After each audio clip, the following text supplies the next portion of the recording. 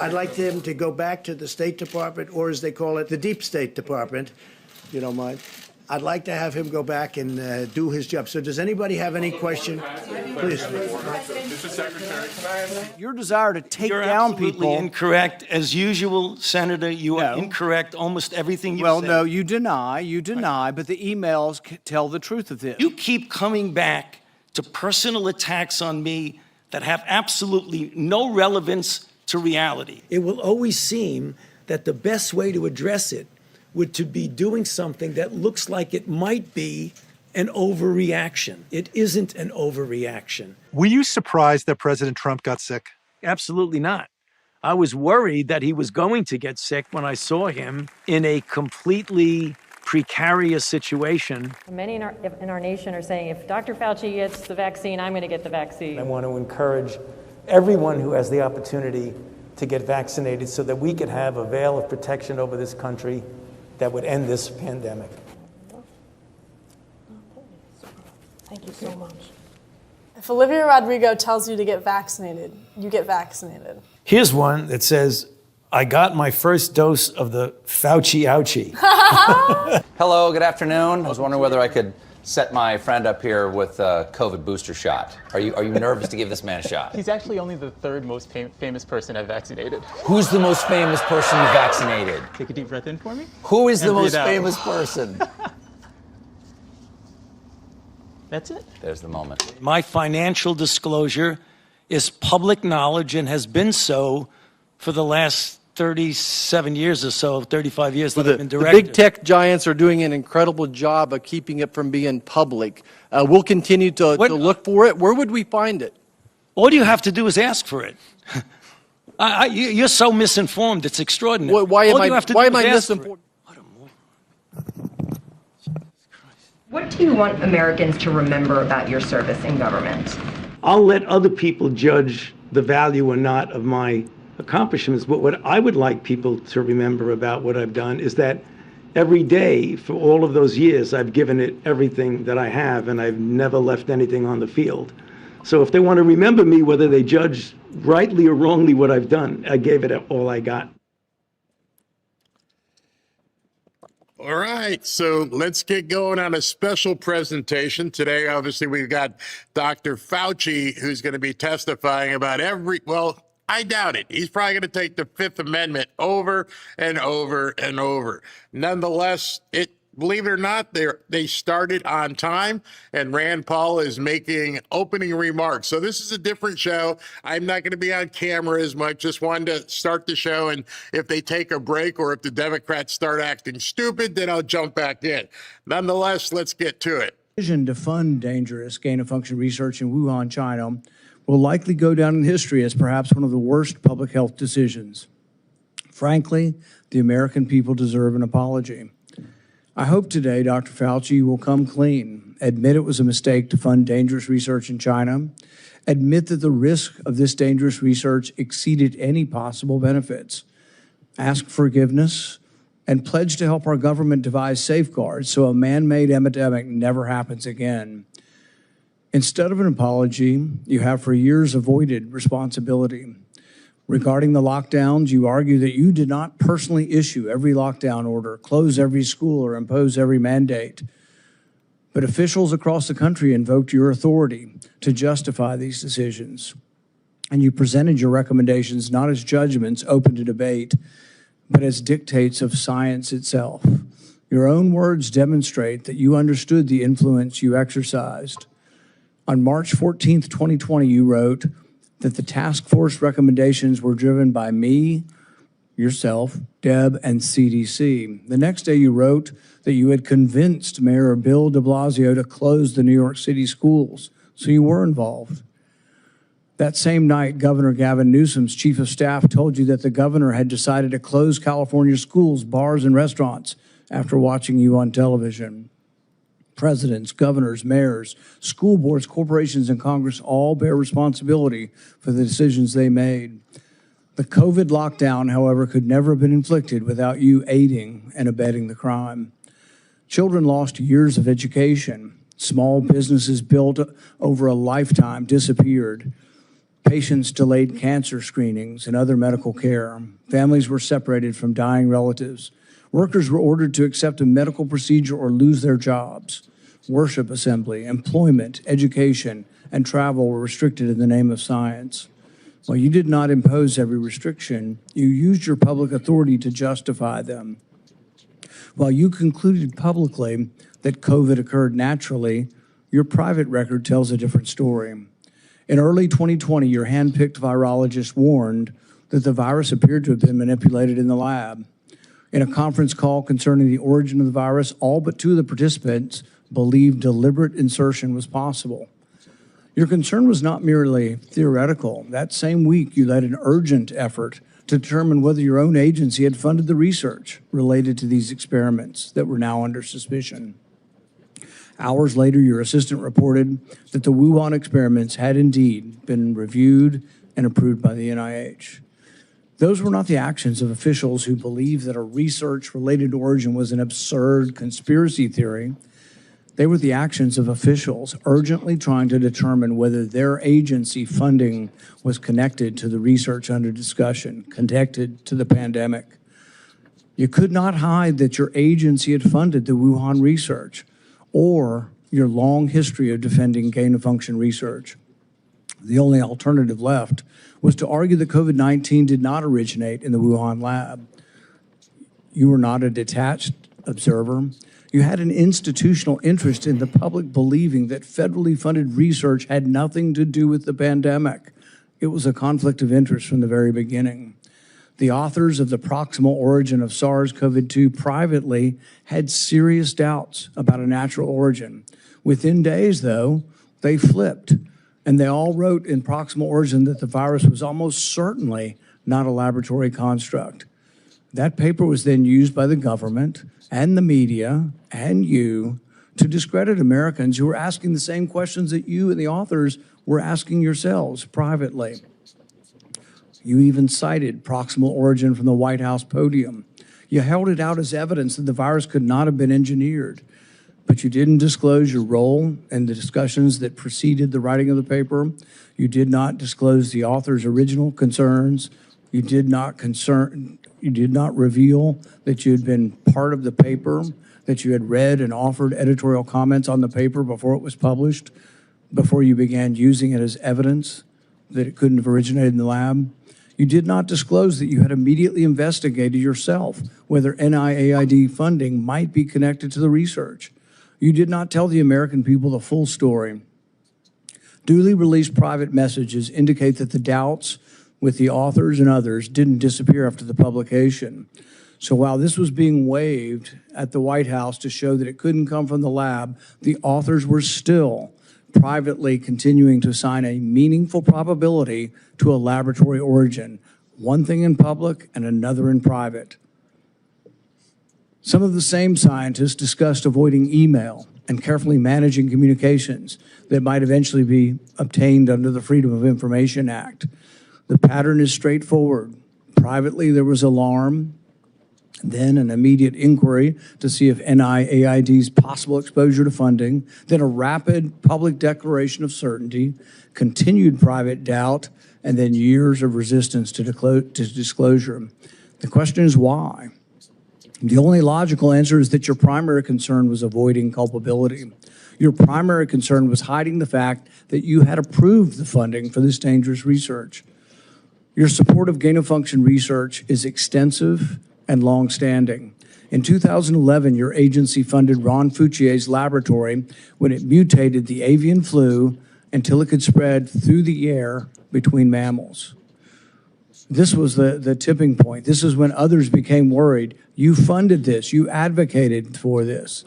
The federal government's own biosecurity board, though, recommended withholding the details of these experiments because of the danger the research posed. People were concerned that publishing it was publishing a roadmap to creating bioweapons around the world. But you sided with the gain-of-function scientist Fauci and argued that the benefits of publishing the research far outweighed the risks.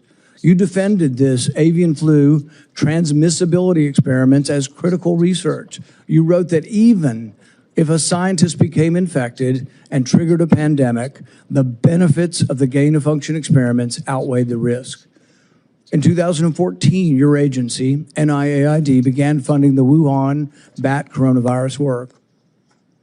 In 2015, Ralph Barrick and the Chinese scientist Shi Zhengli published NIAID-supported research combining a bat coronavirus spike protein with a SARS backbone.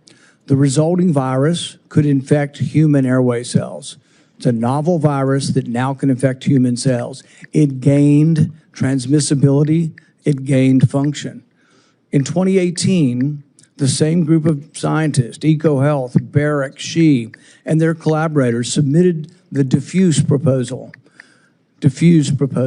which involved the insertion of a furin cleavage site into the coronavirus. DARPA rejected it as too dangerous.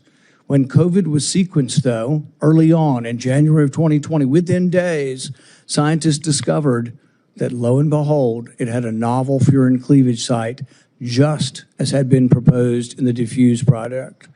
This was either an extraordinary coincidence or a smoking gun, evidence that the Chinese had created COVID-19. It made the laboratory origin question more legitimate, and it made your categorical public denials indefensible. On May 11th, 2021, you told the Senate, the NIH has never, ever, and does not now fund gain-of-function research in Wuhan, in the Wuhan Institute of Virology. When I gave you the opportunity to correct the record, to reconsider the statement, you responded that you had never before lied to Congress. We were then told that only the government's narrowest regulation of definition counted here, that you could define gain of function in one way in which this wasn't gain of function, in which all of the common sense of the world would be thrown out, all of the idea that the mice were dying and the virus was more transmissible didn't matter because you had a technical definition that allowed you to fund it. But the real question is, was it dangerous? Was it a wise decision to fund this? And you haven't deviated from that. You've never admitted that it could have been a mistake funding this research in China. The American people weren't asking for a semantics debate over what is gain of function. They were asking, does common sense say this research was dangerous in Wuhan? They wanted to know whether their money-funded experiments in Wuhan that made bat coronaviruses better able to infect humans. The answer is yes. They wanted to know whether NIAID adequately supervised their work. The answer is no. When you defended this research, you described its benefits in the broadest terms. But when Congress demanded accountability, you hid behind the narrowest possible definition. You can't have it both ways. Your conduct concerning federal records raises further questions. It is a crime to destroy federal records. Yet our investigation reveals your assistant diligently reported that she deleted tons of emails. In 2024, you testified that you did not delete federal records. Who's telling the truth, you or your assistant? The committee has obtained repeated instructions from you telling federal officials to delete communications. On February 2nd, 2020, one day after Origin's call, you told Francis Collins, please delete this email after you read it. The committee asked for your voluntary cooperation to come today. Your appearance had to be compelled by subpoena. You're here today under duress. You're here today because of the court ordering it. President Biden issued you a sweeping pardon extending back to 2014, the same pardon he gave to his son Hunter. A pardon may protect a person from criminal prosecution, doesn't rewrite history. It does not erase documents. It does not convert a misleading statement into a truthful one. And it does not prevent Congress from establishing what happened. There will be another pandemic. There will be another crisis. And there will again be officials who insist that uncertainty must be hidden for the public's own good. They will demand obedience. They will invoke science. I am the science, as though it were a commandment. They will argue that government officials cannot be questioned because questioning them would undermine public trust. They have it backwards. It is secrecy that destroys trust. It is arrogance that destroys trust. It is censorship that destroys trust. And it is the refusal to admit error that destroys trust. That loss of trust may be your most damaging legacy. Trust can't be ordered. It has to be earned. No scientist is above scrutiny. No government official is beyond accountability. and no public servant has the right to treat the suffering of millions of Americans as a footnote to his preferred version of history. I now recognize Senator Peters for his opening remarks. Thank you, Mr. Chairman. The Senate Homeland Security and Governmental Affairs Committee has a long and a very proud history of conducting serious oversight on behalf of the American people. When this committee has been at its best, Democrats and Republicans have worked together to investigate complicated issues, to follow the facts wherever they may lead, and produce recommendations that actually strengthen our nation's security and improve government functions. That bipartisan tradition has produced meaningful work following Hurricane Katrina, the January 6th attack on the U.S. Capitol, failures at the Secret Service, and countless other matters. Unfortunately, today's hearing is the latest step in the chairman's sharp departure from that long tradition. This hearing appears to be a culmination of months of biased and selected efforts by the majority under the guise of a committee investigation to basically legitimize a predetermined conclusion that was reached years ago. In 2021, the chairman has called for today's witness to be fired, to be arrested, accused him of leading cover-ups and conspiracies. He has even featured the witness prominently in fundraising emails and on the cover of his book. He has also called for the cancellation of the witness's security detail, despite the fact the witness and his family have received numerous credible death threats. When I served as chairman, Senator Paul and I launched a bipartisan biosecurity investigation that included oversight of risky research and the origins of COVID-19, because we agreed that the committee's work would be stronger if we did it in a bipartisan manner and just followed the facts. That was and continues to be an area of legitimate and certainly needed oversight. As chairman, Senator Paul has taken the opposite approach. He has abandoned longstanding practice by blocking minority participation in committee oversight actions and has chosen to selectively release committee records that the minority has never had any access to in order to support his pre-drawn conclusions. The chairman has repeatedly excluded committee's minority and withheld documents and evidence from members that are entitled to receive them, disregarding longstanding Senate rules and committee precedent that have preserved the credibility of our oversight in this committee for decades.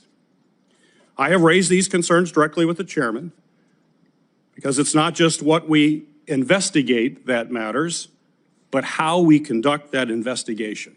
That also matters. One-sided investigations designed to validate predetermined conclusions do not serve the American people who sent us to actually uncover the truth and to solve problems. I wrote to the chairman requesting that he adhere to committee rules. But instead of addressing concerns that I raised, he removed part of the committee's website from the public view. This move not only prevented the public from being able to view those lists of concerns, it adds serious questions about the desire for transparency and legitimate oversight of this matter. But what makes today's hearing particularly disappointing is not simply the chairman's actions, but what we could be using this committee's true and time oversight responsibilities to accomplish. This committee has not held its annual threats hearing at all in this Congress. We have not held a budget hearing for the Department of Homeland Security. There are important hearings that we would have the opportunity to discuss as to how to strengthen our Homeland Security across the board.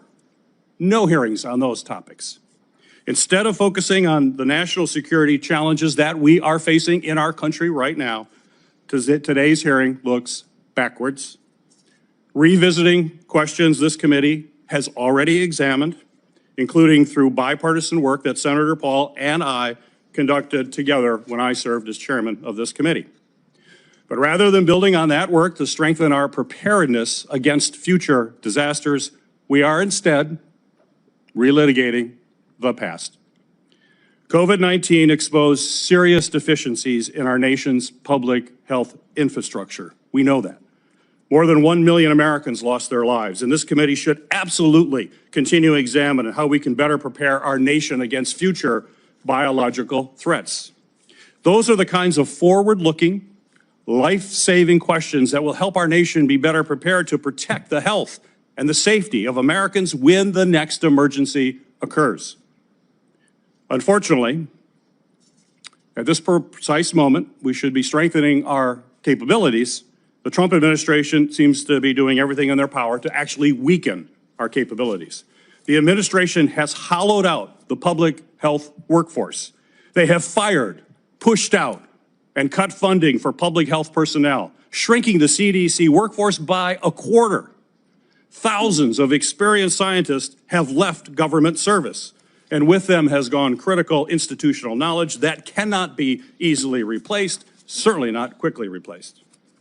The administration, thanks to political operatives like Russell Vought, has slashed or illegally withheld funding for life-saving medicines and cutting-edge technologies that let us rapidly develop them during an emergency. Mr. Vought is now further politicizing the federal grant-making process, proposing to subject all federal grants, including those for disaster relief, housing development, and cancer research, to the whims of political appointees, not nonpartisan experts. All of this has left the American people more vulnerable to infectious disease threats, and we are already tragically seeing the consequences. Staffing and funding cuts have slowed the federal, state, and local response to ongoing outbreak of a foodborne parasite, which has sickened thousands in my home state of Michigan, as well as across the country. At the same time, the administration cuts to global health programs and international partnerships have greatly reduced our ability to contain dangerous diseases like Ebola before they spread to our shores. We should be examining whether our federal health agencies have the personnel and the resources they need to effectively prevent, detect, and respond to these threats. We should be asking how to strengthen our biodefense efforts to deter our adversaries and prevent biological attacks against our country, and how our government can better coordinate and communicate during public health emergencies. These are the kinds of forward-looking matters that are worthy of this committee's time. Instead, we are here continuing the chairman's year-long focus on one individual. History tells us, unfortunately, another pandemic is all but inevitable. The question is whether Congress and this committee will work to better prepare our country for it, or continue looking backward while our public health infrastructure crumbles around us. That is the hearing that we should be having today. Unfortunately, I fear the intent of this hearing is only meant to further a purely partisan agenda and will not make Americans safer. Thank you, Mr. Chairman. The accusation that the committee has denied access to the minority to records is categorically false. This is the most transparent investigation in the history of Congress. We actually created a website, and we put all of the information on the website. It continues to operate. The reason it hasn't been accessed is no Democrat ever signed up for it. Not one Democrat. We told them the access. They never asked for the access code. They haven't been on the website because they have not cared about the investigation. It's a practice of this committee to swear in the witness. Dr. Fauci, please stand and raise your right hand. Do you swear that the testimony you will give before this committee will be the truth, the whole truth, and nothing but the truth? So help you God. Dr. Anthony Fauci, you are recognized for 5 minutes for your opening statement. Mr. Chairman,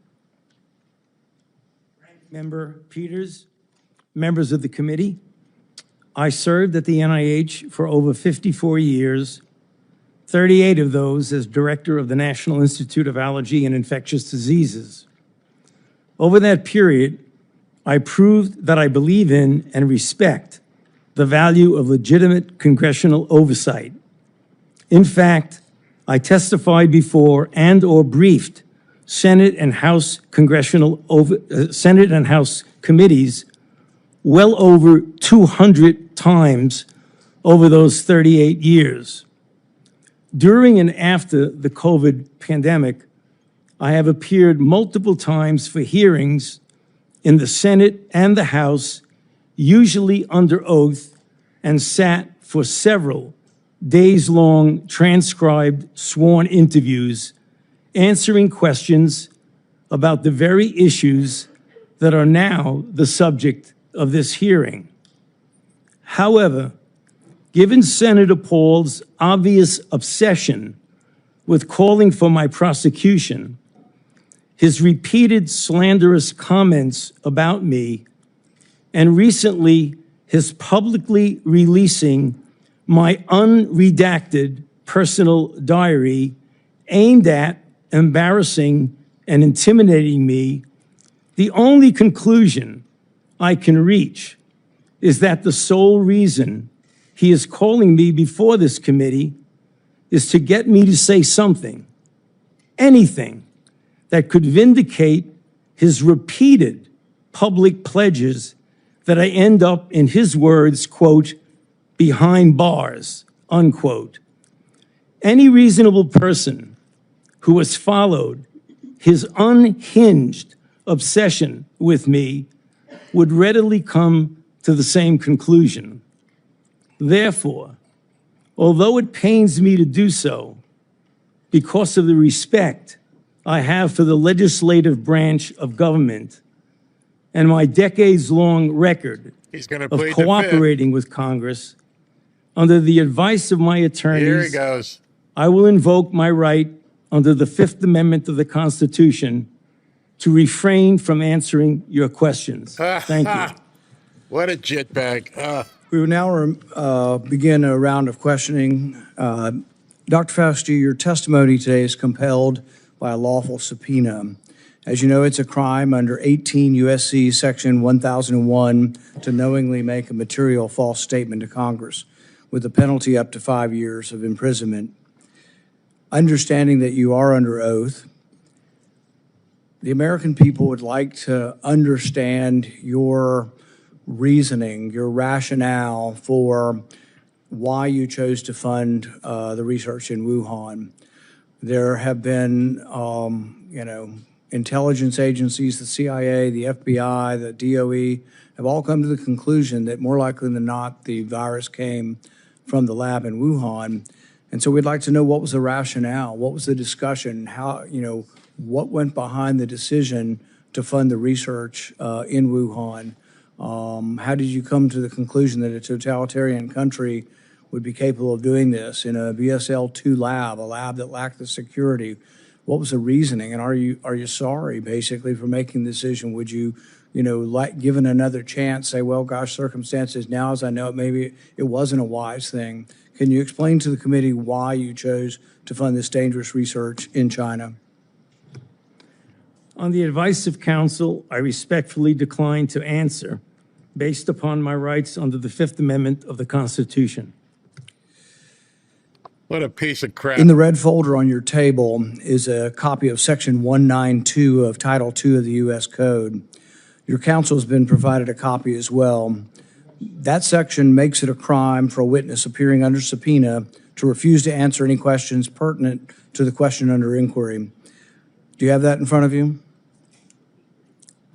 On the advice of counsel, I respectfully decline to answer based upon my rights under the Fifth Amendment of the Constitution. Let the record record that the witness has refused to answer whether there's a folder in front of him based on his Fifth Amendment right.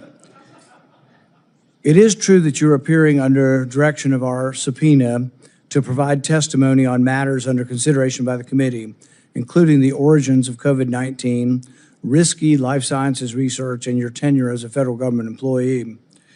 Additionally, you've been provided a full and unconditional pardon dated January 19th, 2025, for any offenses against the United States which may have been committed or taken part from January 1st, 2014 to the date of the pardon for a 10-year period. arising from or in any manner related to your service as Director of the National Institute for Allergy and Infectious Diseases, as a member of the White House Coronavirus Task Force, or the White House COVID-19 response team, or as Chief Medical Advisor to the President. Have you refused this pardon, or do you have any reason to believe this full and unconditional pardon, this grant of immunity, would somehow require you to plead the Fifth Amendment? On the advice of counsel, I respectfully decline to answer based upon my rights under the Fifth Amendment of the Constitution. Based on the facts presented, I'm going to direct you to answer the questions. The committee has issued a valid subpoena. They have requested your presence here. The questions are very pertinent to your decision-making as head of NIAID, as well as a chief advisor to the president. Do you still refuse to answer the questions? On the advice of counsel, I respectfully decline to answer based upon my rights under the Fifth Amendment of the Constitution. Let's do the.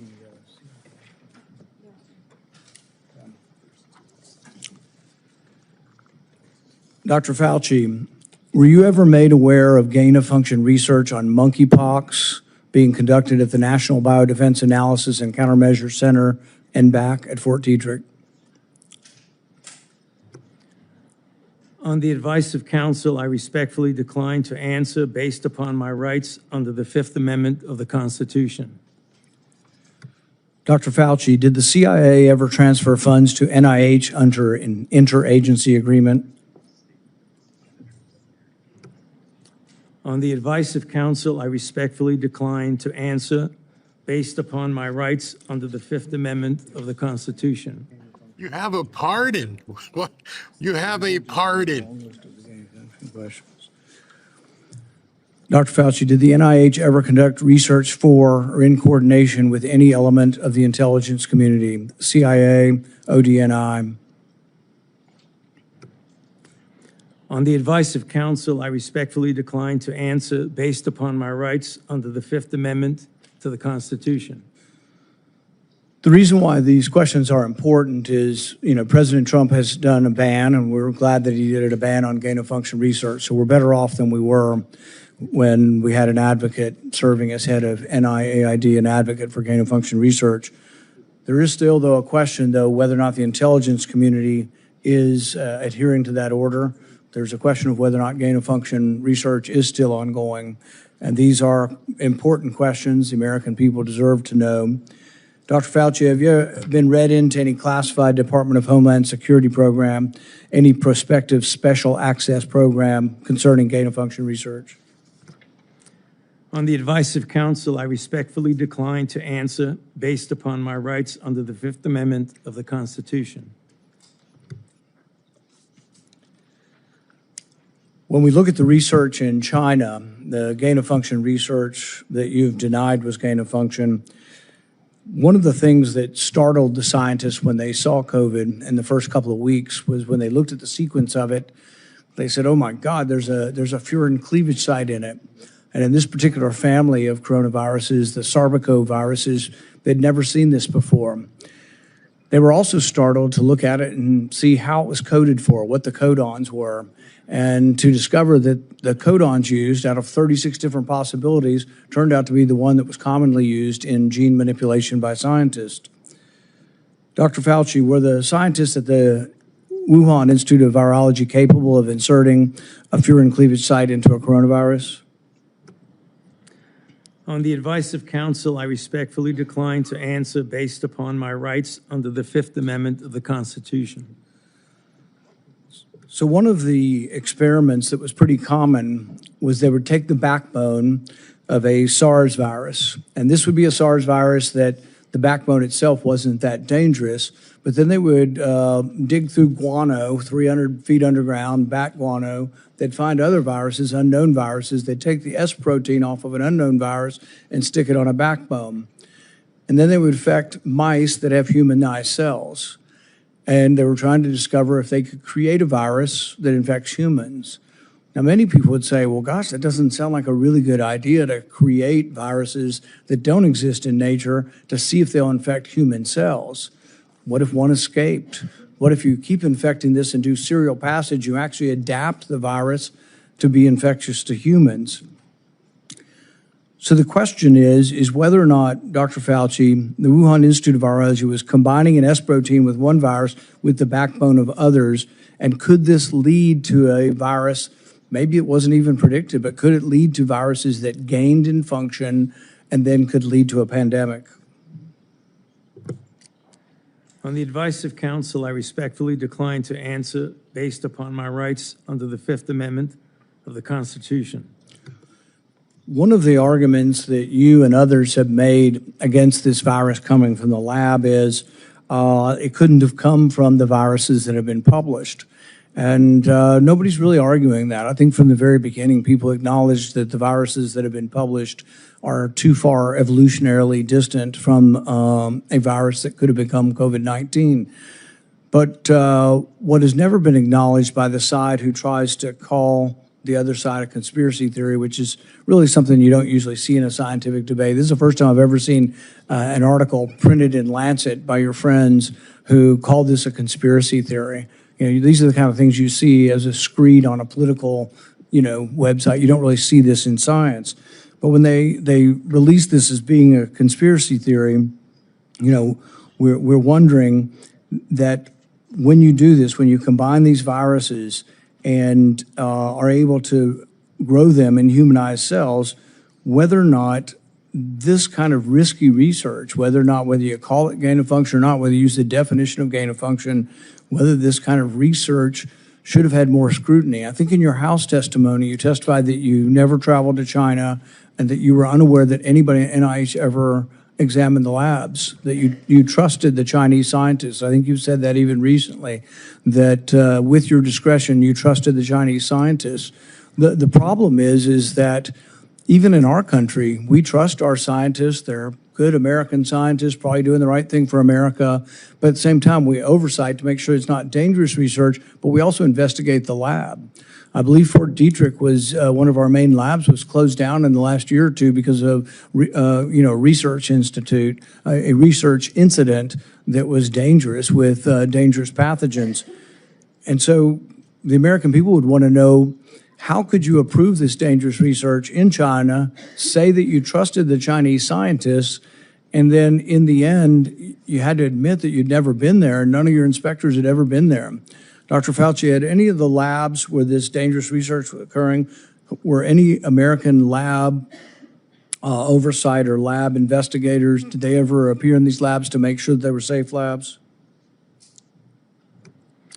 On the advice of counsel, I respectfully decline to answer based upon my rights under the Fifth Amendment to the Constitution. So one of the main theories for those who have looked at this being created in the lab was the idea that could have come from a virus not previously published. Dr. Fauci, are you aware that Dr. Shi, who worked for the Wuhan Institute of Virology, was said to, and I think in her own words, to have over 100 viruses that had not been previously published that could have been a close enough relative to create COVID-19? Are you aware of that?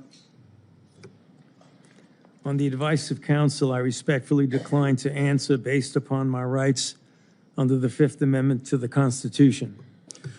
Under your testimony previously, when you denied ever having funded gain of function in China, it was so adamant as to be striking, to leave no room for any interpretation of what is or isn't gain of function research. But there's another important question. Did you fund gain of function research in other biolabs around the world? On the advice of counsel, I respectfully decline to answer based upon my rights under the Fifth Amendment to the Constitution. The one research project that we do know you did fund is the one that Ron Fauci did. And it's important to talk about because this sort of was the beginning of the debate over gain of function. And this wasn't just me. I wasn't even aware of the debate 10 years ago. This was other scientists. Over 200 scientists at the Cambridge Working Group signed a protest because they didn't think you should fund the research, and they didn't think it should even be published because it was sort of a roadmap as to how to make a bioweapon. So what they did was the avian flu, and this is important. It may be the most important question we get to here today. The avian flu has about 50% mortality for humans. The good news, though, about animal viruses is they don't infect humans very well. It will infect humans, but doesn't go human to human very well. Ron Fauci, with the money that you provided to him, did an experiment where he caused purposeful mutations to create a new virus, an avian flu that didn't just infect birds well, but actually infected mammals well, went ferret to ferret in an aerosolized manner. People saw this and were aghast, at the decision-making process that you decided to fund this. But this is when, the debate came about, and you wrote in support of this in the Washington Post, and you said, even if a scientist is bitten, even if a pandemic should occur, the knowledge is worth the risks. Do you still stand by that? Would you like to qualify at all whether or not the knowledge of gain of function is worth the risks, particularly in this case, since we now know 15 million people died worldwide? Many people believe this came from the lab. Do you think that the risks really are worth the benefits for gain of function research? On the advice of counsel, I respectfully decline to answer based upon my rights under the Fifth Amendment to the Constitution. All right. We're going to finish with this question, and it's based really on that statement, that general statement in your support for gain of function, the idea that the benefits outweigh the risks. So there are many other people who disagreed. They aren't politicians or not. I don't know what party they're in. David Relman is probably one of the most esteemed, and he is a scientist at Stanford. He, I think, has classified clearance. He's been a consultant to our government probably for a decade or more. And he's written about this publicly. He says the opposite. He said that the risks of this research do not outweigh the benefits. He said the risks, we shouldn't do it.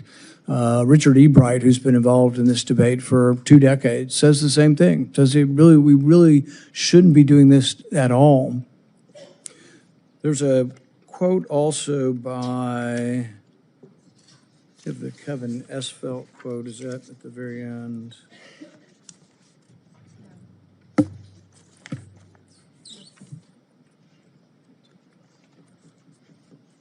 Kevin Esfelt, who's a CRISPR scientist at MIT, also wrote about this gain of function. I implore every scientist, funder, and nation working in the field, please stop. No more trying to discover or make pandemic-capable viruses. No more experiments likely to disseminate blueprints for plagues. Dr. Fauci, would you like to at least answer this one question for us today and let us know whether or not you've changed your mind on whether or not the benefits of gain of function research outweigh the risks? On the advice of counsel, I respectfully decline to answer based upon my rights under the Fifth Amendment to the Constitution. The chairman has denied your assertion of privilege and directed you to answer, but you nonetheless refuse and stand on privilege despite the existence of the pardon. The committee will have to consider after this hearing what appropriate action should be taken against you for the failure to testify after being directed to do so. It's against the law to obstruct an investigation of Congress. There will be repercussions to your refusal to testify today. Senator Peters.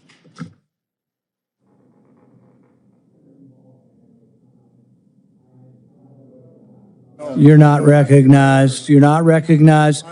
If you are unruly, you will be removed from the proceeding. You are not recognized, and you are not recognized, sir. Sir, you are not recognized. You are not recognized. Security, we'll hold off. But you will respect these proceedings. You were told not to sit at the table. You insist on sitting at the table, and we told you you would not be recognized. You are not invited here for testimony, sir. A lawyer not listening to the rules. That's the way you want to be remembered, and that's what you're going to do. You are not recognized, sir. Security, please remove him from the room.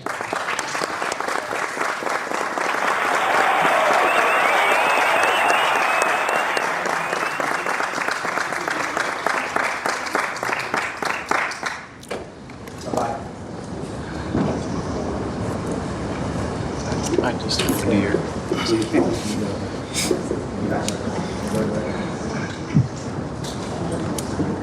That is one of Fauci's attorneys being escorted out of the room.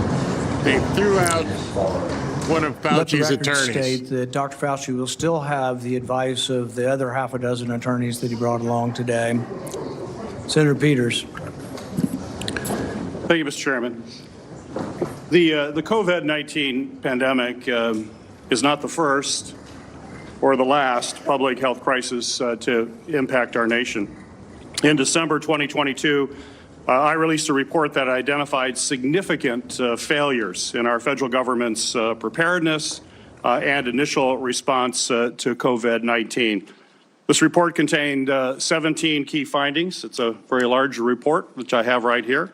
It contains 17 key findings and corresponding recommendations, including the need to invest in sustainable domestic manufacturing capabilities for critical medical supplies, build the infrastructure needed to surge testing capacity for infectious diseases, and robustly fund public health emergency preparedness and responses across all levels of government.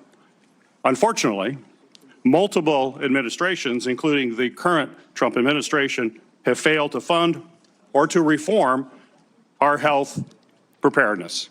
This is something that I would hope the committee in the future would investigate. It needs to be taken a look at. You have a question? It also feels like a new public health threat is hitting us every month. There's a foodborne parasite affecting thousands of people in Michigan and across the country, and our federal agencies still haven't fully pinned down the source of that outbreak. Measles cases in this country are at the highest they've been in 35 years. More children are getting sick and even hospitalized from this preventable disease. Over 1,000 people have died from the Ebola virus in Africa, and we don't know how widespread this crisis actually is. We have a hantavirus scare on a cruise ship, and though it hasn't made headlines in the way that the screwworm threatening our food security has, I remain concerned about bird flu that is also spreading and could one day cause a pandemic. This is also something this committee should be investigating and holding hearings on. Since January 2025, the Trump administration has taken a number of actions to drastically weaken our ability to fight infectious diseases and biological threats that endanger Americans. These actions are both incomprehensible and are also inexcusable. They include slashing funding for public health and infectious disease research, canceling contracts for cutting-edge vaccine technology, shutting agencies responsible for tackling infectious diseases around the world, firing thousands of federal employees with keeping our communities and our medicines and our food supply safe, and injecting political appointees in what should be non-political grant-making functions. That is something this committee should be looking at. I could go on. I could go on all the topics that we need to be looking at moving forward to protect this country. We're not doing that in this committee. That's what this committee was designed to do. It's what it has done throughout history. It has done it in a bipartisan way. We should get back to that and think about the future of this country and keeping this country safe.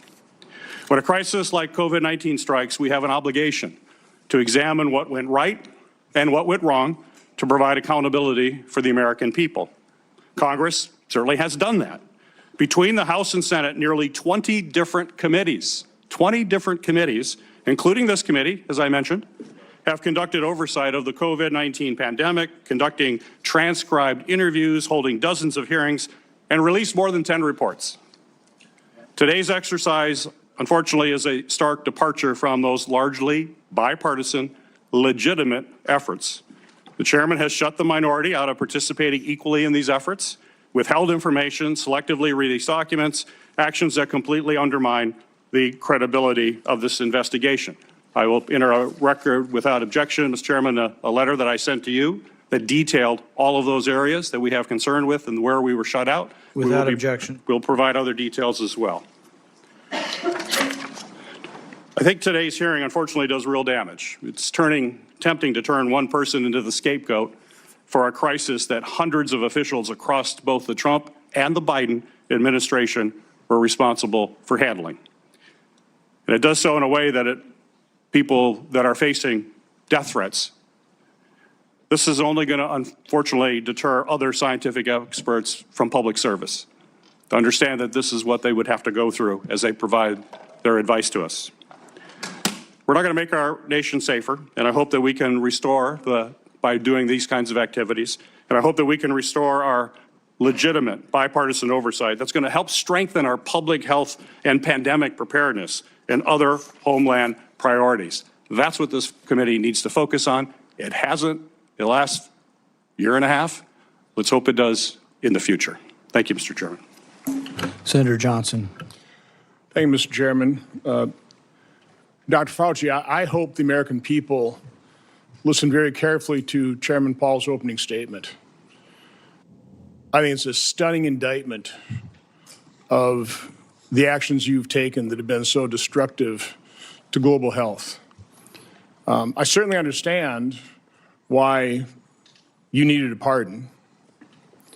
I certainly understand why, on the advice of counsel, you're not answering any questions, because I think it would be almost impossible for you to answer the questions truthfully without really demonstrating what you did, your culpability, self-incriminating. We have, all of us has prepared a lot. I've been deluged with questions to ask Dr. Anthony Fauci. There are so many legitimate questions that deserve answers, and now you're not willing to provide those answers. So with my limited time, I'm going to talk about things that my investigation have revealed that have not been adequately answered and, quite honestly, haven't been adequately covered by the legacy media. I'll kind of combine the questions into kind of one, but I certainly, let's put up the last COVID chart.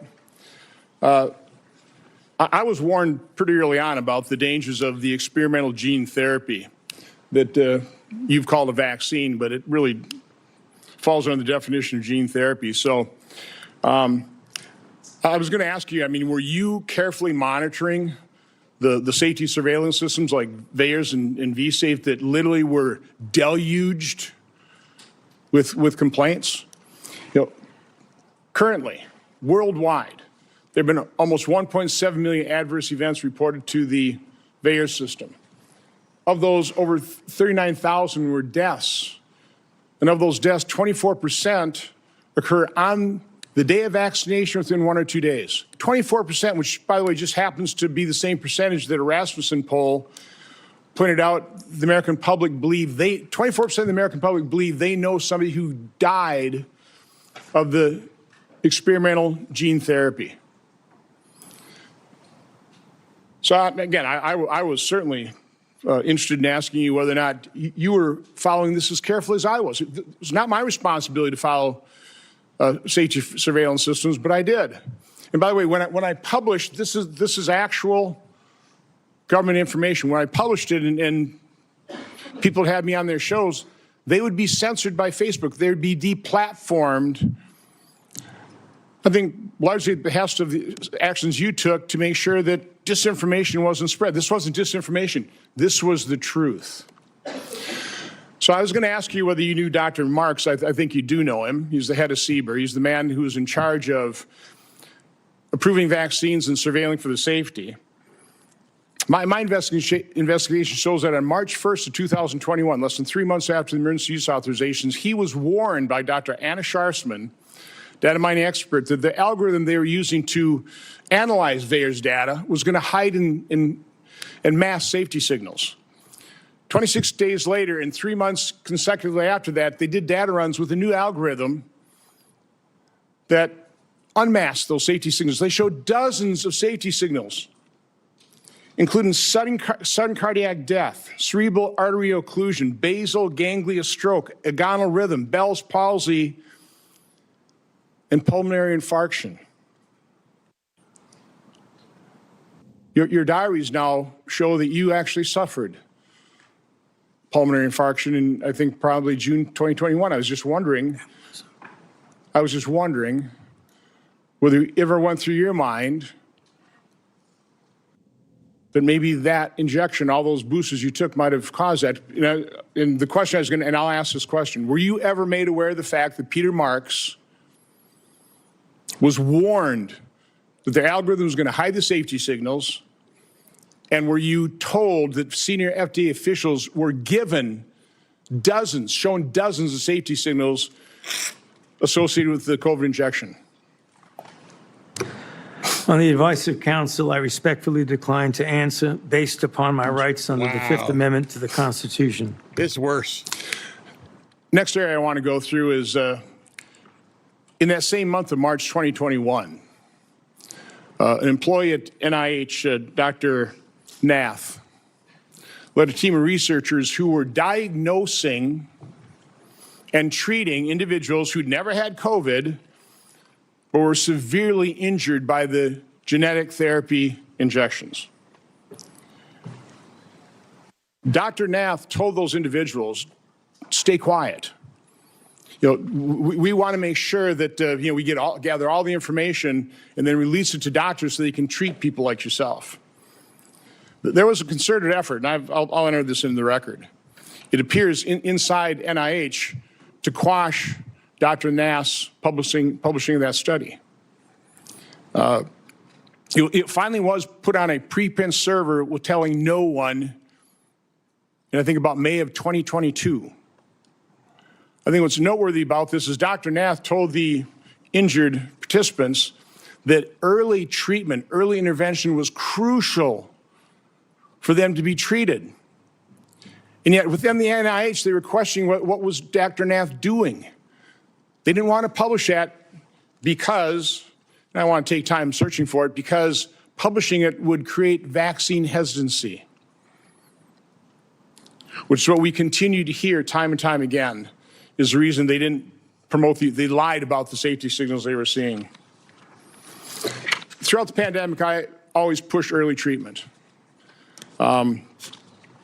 We've got things in here where you were really concerned about remdesivir because it was untested, but hydroxychloroquine, yeah, it was an approved drug. Maybe some safety issues, but we had a great deal of experience with it. All of a sudden, you had the Surgisphere study that was retracted within 2 weeks because it was completely false, totally blew up the use of hydroxychloroquine. And then when it comes to ivermectin, which, by the way, because I was contacted by so many people, I referred them to doctors who actually had the courage and compassion to treat vaccine-injured individuals. It works. But I was going to ask you whether you were involved in the FDA attack on ivermectin. You had a interview on CNN on August 29th of 2021, where, again, I just don't want to take time to find the exact quote, but you said there's no evidence that ivermectin is helpful. On that exact same day, and I've got the studies right here. There was a website that was tracking the random controlled studies. Here they are, showing 60, 70% efficacy of ivermectin. The same day you say there's no evidence, there was all kinds of evidence. Loved ones had to go to hospitals, had to sue hospitals. Just, would you try it? So I would want to know, to what extent were you involved in sabotaging hydroxychloroquine, ivermectin, and did you do that because you knew the only way you get an emergency use authorization for these drugs, these experimental gene therapy, was if there was no effective treatment, you couldn't get the emergency use authorization. So is that why you helped sabotage these cheap generic drugs in favor of remdesivir, which, by the way, nurses, are you aware of the fact that nurses called it run, death is near? On the advice of counsel, I respectfully decline to answer based upon my rights under the Fifth Amendment to the Constitution. Let me end on this note, because this just came to light.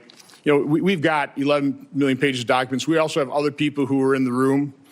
But now we know you actually lied to your own diary. On March 27, 2020, you wrote in your diary, "To my surprise yesterday, the POTUS sent a letter to governors outlining a plan to reopen county by county while monitoring the spread of virus in the low-risk counties. This was half-baked and never shown to Deb or I before it was sent out." So we have evidence that, in fact, you were fully aware of it and certainly approved, if not authored it. So I was just simply asking, I mean, is that true? I mean, did you literally lie to your own diary? Did you know of that letter sent out to governors about reopening county by county? And again, Mr. Chairman, I'd ask you to ask the witness to just answer that one simple question. On the advice of counsel, I respectfully decline to answer based upon my rights under the Fifth Amendment to the Constitution. Thank you, Mr. Chairman. Senator Hassan. Thank you. Dr. Fauci, I want to start by thanking you for more than 50 years of service to this country at the National Institutes of Health. And it is unfortunate that you have been put in the position that you are in today. And it must be enormously frustrating to know that this hearing is designed to entrap you. It must be very frustrating for your attorneys to hear the chair's mischaracterization of the legal issues and posture that impact your decisions at the witness table today. Meanwhile, I was going to ask you a series of questions about things that are relevant right now to the people of the United States about the state of public health in this country. Since President Trump took office in 2025, more than 4,500 cases of measles have been reported. That is more cases in the year and a half since Donald Trump has been president than were reported from 2000 to 2024 combined. Children are dying because there has been increased vaccine hesitancy, fueled by Robert F. Kennedy Jr., the Secretary of Health and Human Services, and frankly, his entire administration. Thousands of people in the United States of America have been sickened by a foodborne parasite, and the outbreak is nowhere near under control, as staffing at the FDA and other critical public health entities has been slashed by Russell Vought and Elon Musk. Last year, the National Institutes of Health awarded 201 fewer grants compared to the previous years. 207, I am corrected, compared to previous years. As those grants were either canceled or delays, especially at the beginning of the Trump administration, I can tell my colleagues what the impact was on people in New Hampshire, on scientists in New Hampshire, on clinical trials in New Hampshire where people's cancer treatment was interrupted because Elon Musk and Russell Vought know better, they say, than the people at NIH about what to fund. And because they did some sort of word search, it seems, for some of the grants, and boy, oh boy, if you were studying rural health in New Hampshire and trying to understand how to better engage people who need health care in rural America, that was off the table. America is losing researchers and scientists to other countries because researchers and scientists, highly trained, highly qualified, invested in often by the American taxpayer, are finding the hostility from this administration so strong that it interferes with their science, and they want to pursue science wherever that science takes them. I also sit on the Health, Education, Labor, and Pensions Committee. We have had a number of hearings with nominees recently to fill critical spots. One of those nominees is Dr. Erica Schwartz, a brilliant woman, medical degree, biomedical engineering degree. I think she also told us she has a law degree and a master's in public health. She was a two-star admiral. in the United States Navy, an experienced doctor. And yet, when I asked her if she would push back at Secretary Kennedy, if he instructed her to suspend the promotion of the flu vaccine as he did at some point in the last few months, there's an email to prove it, she couldn't answer that question. She either could not, would not, or had been bullied into evading a question about whether she, as the director of CDC, would stand up to Secretary Kennedy, the most unqualified Secretary of Health and Human Services this country has ever seen, and more than unqualified, somebody who pursues conspiracy theories, degrades people with disabilities, and continues to promote disproved science. That's the state of healthcare and public health in this country right now, not to mention the $1 trillion or so of cuts to the Medicaid program that is decimating healthcare in my state and decimating it around the country, not to mention the refusal of my colleagues and this administration to extend critical tax cuts for people who are trying to afford insurance on the Affordable Care Act. I just was at one of my community health clinics, and they are reporting fewer and fewer people coming in for care, disrupting care because they can no longer afford health insurance. And that is impacting, of course, the revenue stream to the community health clinic, their ability to hire and pay people, their ability to take care of their community. That's what I wish we were having hearings about in this committee and in the Health Committee. That's what I wish we were trying to address in a bipartisan way. But instead, we are here in an attempt to entrap you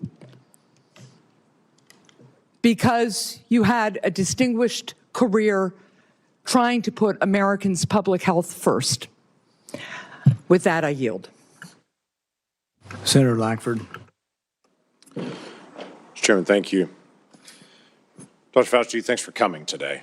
I know you're invoking your Fifth Amendment right, which you have the right to be able to do constitutionally, but thanks for coming and be a part of this. There are a lot of issues and a lot of questions that have come up, and hopefully in some day in the future, we'll be able to get all this clarity to be able to pull together.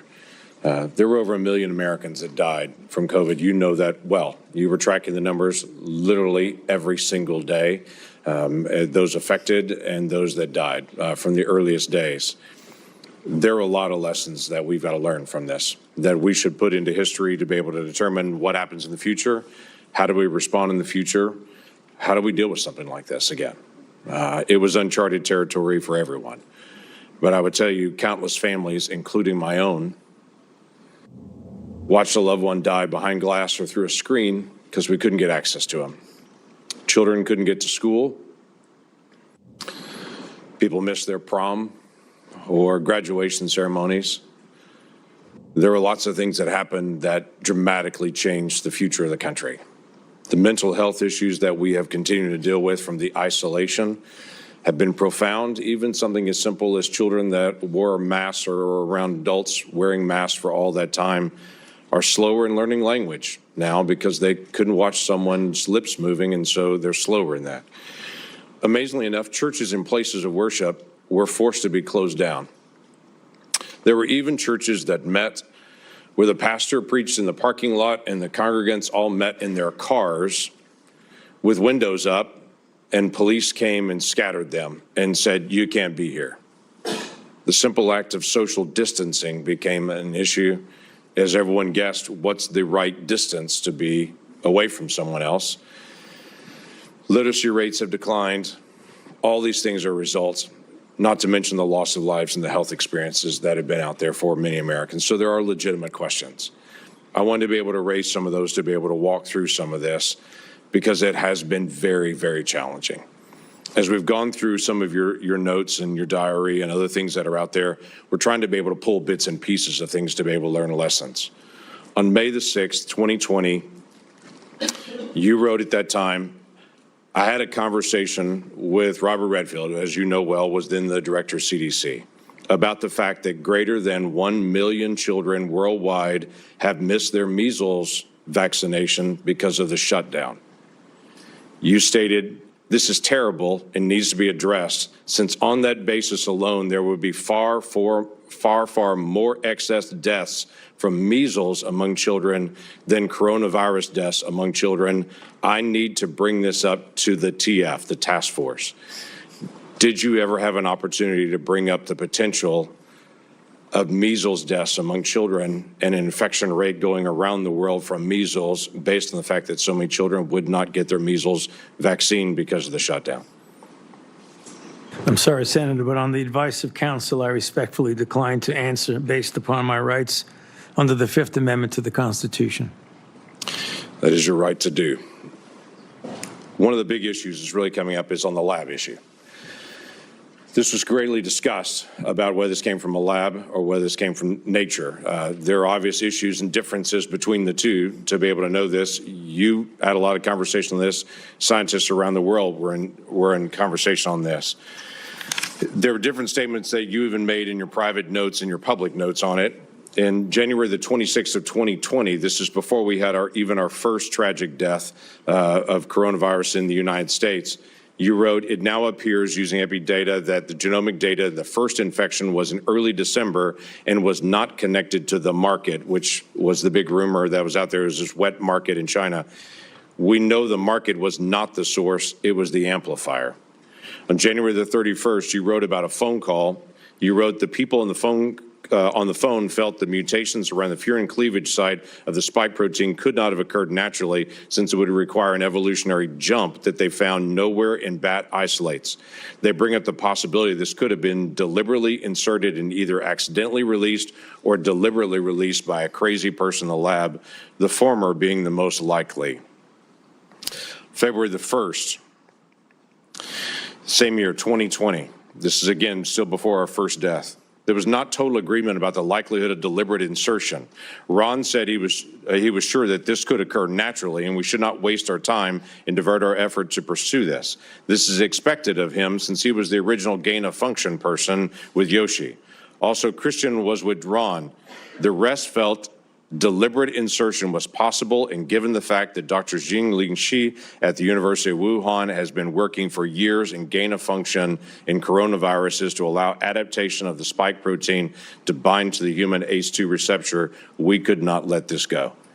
That's a remarkable statement for February the 1st of 2020, when there hadn't even been the first death here, but we knew something was moving. You knew well that something was moving. You identified February the 1st before any of us had ever heard of the Wuhan lab, not only the Wuhan lab in the conversation, but literally the scientist that you named in your own notes, the lead scientist that was there. It's interesting to me on that. And the questions I was going to ask you was just your background and knowledge about the Wuhan lab and Dr. Shi and all the details. I'm aware of where you have been on trying to be able to plead your Fifth Amendment right, which is your right to be able to do. But I also want to be able to find out some facts to be able to help us for the future on this. The Lawrence Livermore National Laboratory in May of 2020 put out a classified document that has only been recently unclassified on this, that had this statement: we assess all the necessary conditions for an accidental release of a laboratory-modified coronavirus, specifically a coronavirus adapted to recognize human cell receptors, were present at the Chinese Wuhan Institute of Virology in mid to late 2019. Now, the question that I had for you is, this is May the 27th of 2020. This is the report that most people will see, is this. I have clearance. I serve on the Intelligence Committee. I've actually read this complete document unredacted. My concern is, were you given the ability to see this document unredacted? Based on your position, were you able to see this and to be able to get this information? I could see it, and I know what's here. Everybody else just has their conclusion at the beginning of it, not this. My question to you was going to be, did you have access? Because it's important for the future that people in your position do have access to this kind of information and insight. Is there any way you could answer that question? Were you able to give access to this data? On the advice of counsel, I respectfully decline to answer based upon my rights under the Fifth Amendment to the Constitution. You wrote on January the 26th of 2020, we should be allowed to send our CDC epidemiologists to China to work with them so they could see the data firsthand. You also wrote in February 12th, 2020, that you had great concerns about the World Health Organization because it depends greatly on China and, as you stated, often bows to them. Now, this is a really important issue that we've got to resolve for the future. It's not just our cooperation with Chinese scientists, it's our acknowledgement that China covered up their data, wouldn't allow our scientists to be able to come in. They cleaned up the wet market. They cleaned up the other areas. They wouldn't allow you to get access to all the other scientists who are there, including their health records, what happened to them, or even all the sequencing that they had done in advance. For the future of our research and our cooperation with any scientist around the world, I think it's really important that we resolve, if we're going to fund research and cooperate with you, we've got to have certain things from you. If things go sideways, we've got to have access to all information in all places. You were noting not only that China was affecting the World Health Organization and that China was bending them to their will, and so the World Health Organization was putting out data that you saw, at least at that point, as being from a Chinese perspective, covering up what was going on, but you also noted we weren't able to get access to all this information. We've got to be able to figure this out for the future to be able to make sure that research that is done, we have access to all information if something goes sideways at some point, which clearly it did at the Wuhan Institute of Virology, and that being, as was noted by many people, the only lab in the world that was doing research like this that had a lower standard of actually their security standards there than many other labs around the world, yet they were doing this very dangerous research.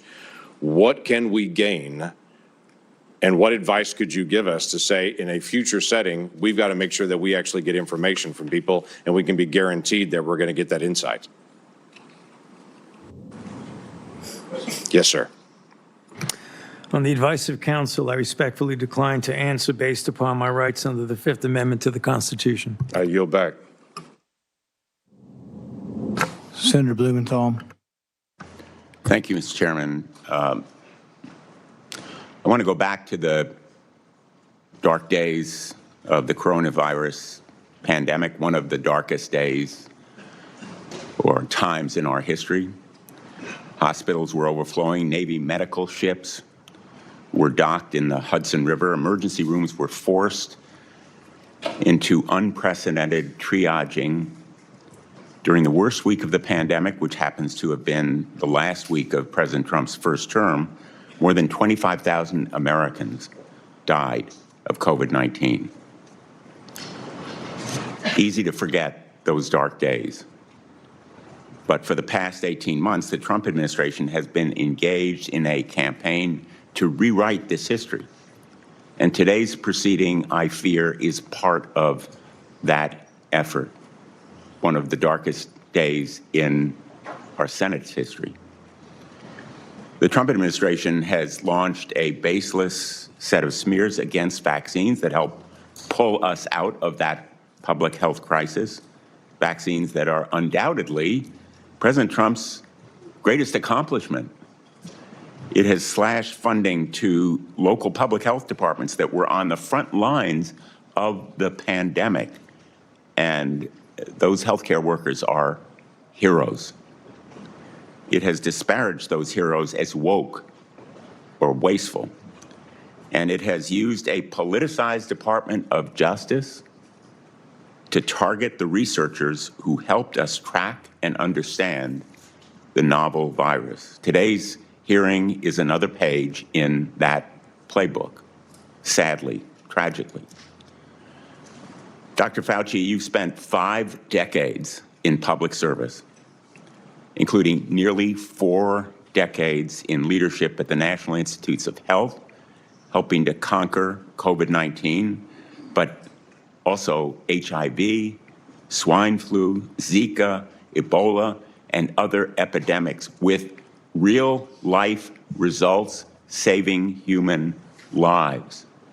Put aside all the flowery rhetoric that we hear in the United States Senate. Dr. Fauci has saved lives, as have public health officials in the United States and throughout the world. And today, we are demeaning and degrading their life-saving service.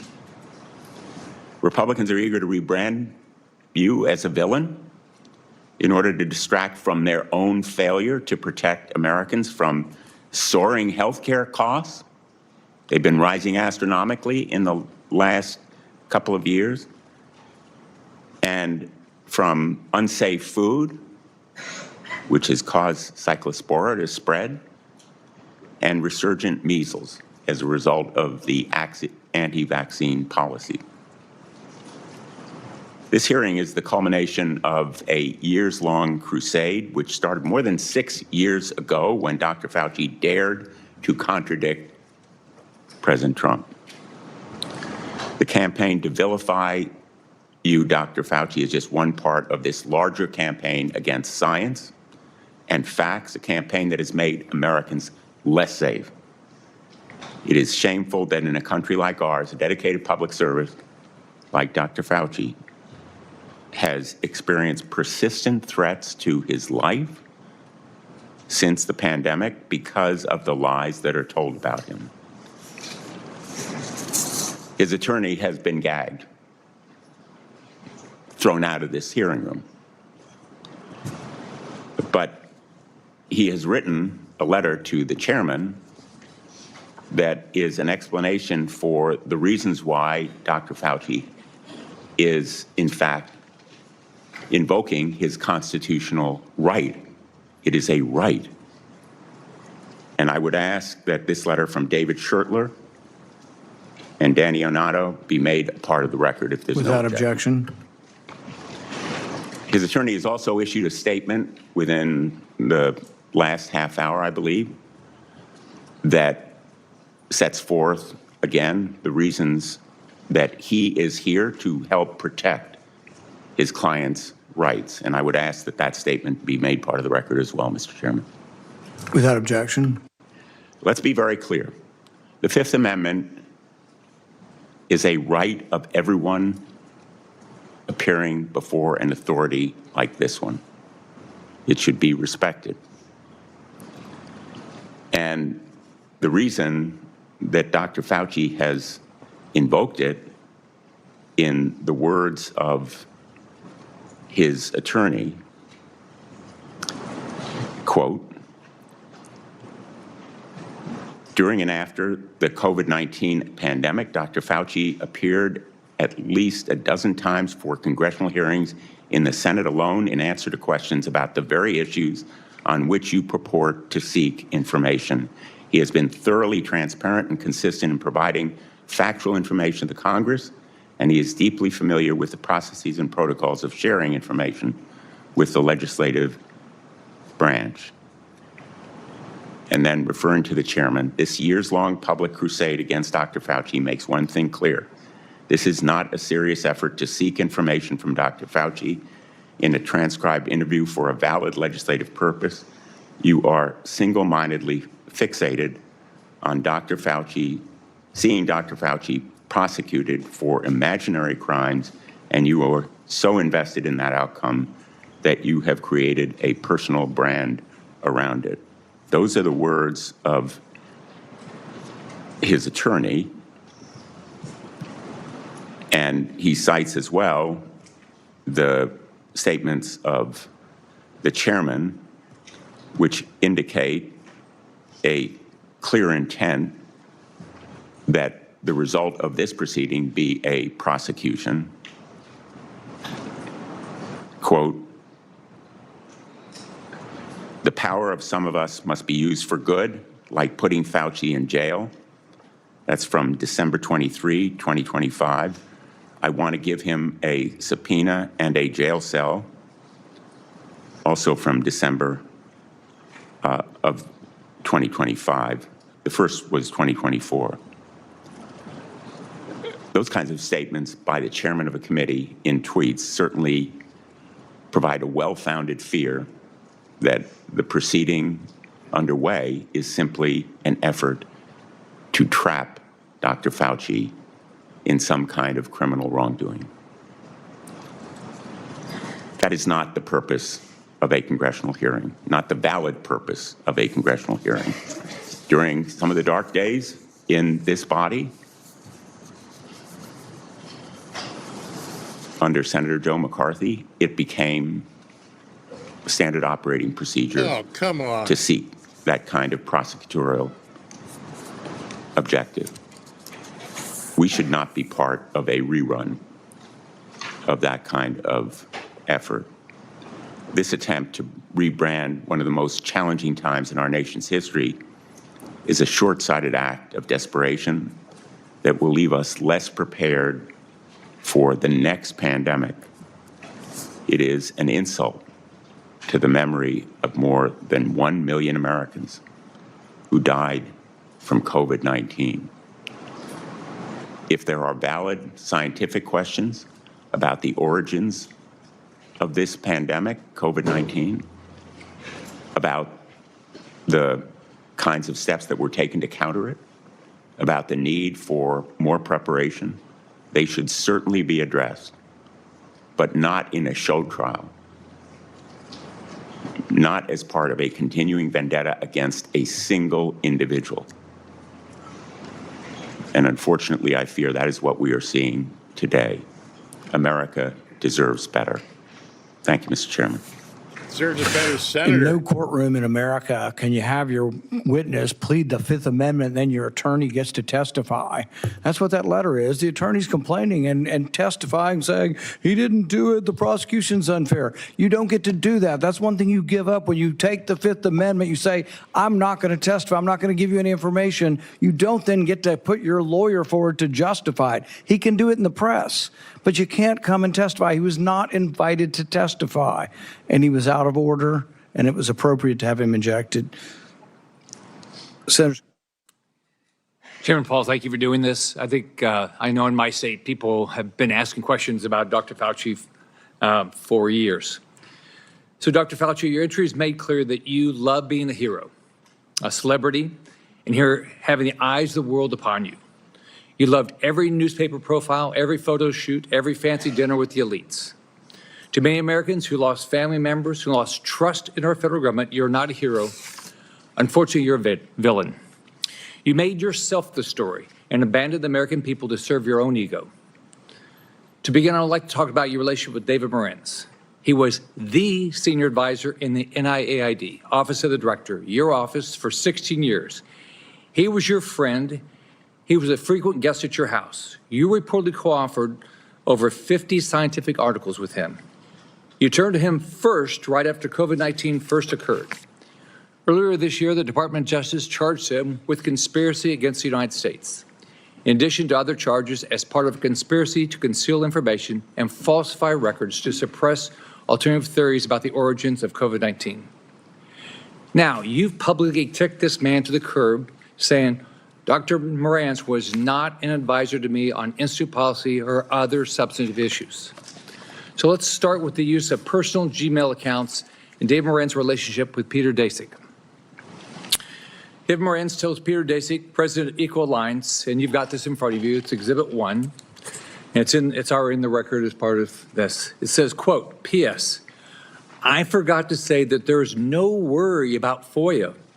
I can either send stuff to Tony on his private Gmail or hand it to him at work or as house. He is too smart to let colleagues send him stuff that could cause trouble. Dr. Fauci, did Dr. Morenz's relationship with Peter Daszak concern you? Yes or no? On the advice of counsel, I respectfully decline to answer based upon my rights under the Fifth Amendment to the Constitution. Did David Morenz ever bring documents to your house? On the advice of counsel, I respectfully decline to answer based upon my rights under the Fifth Amendment to the Constitution. Did you ever receive a text about your work at NIAID to your personal cell phone?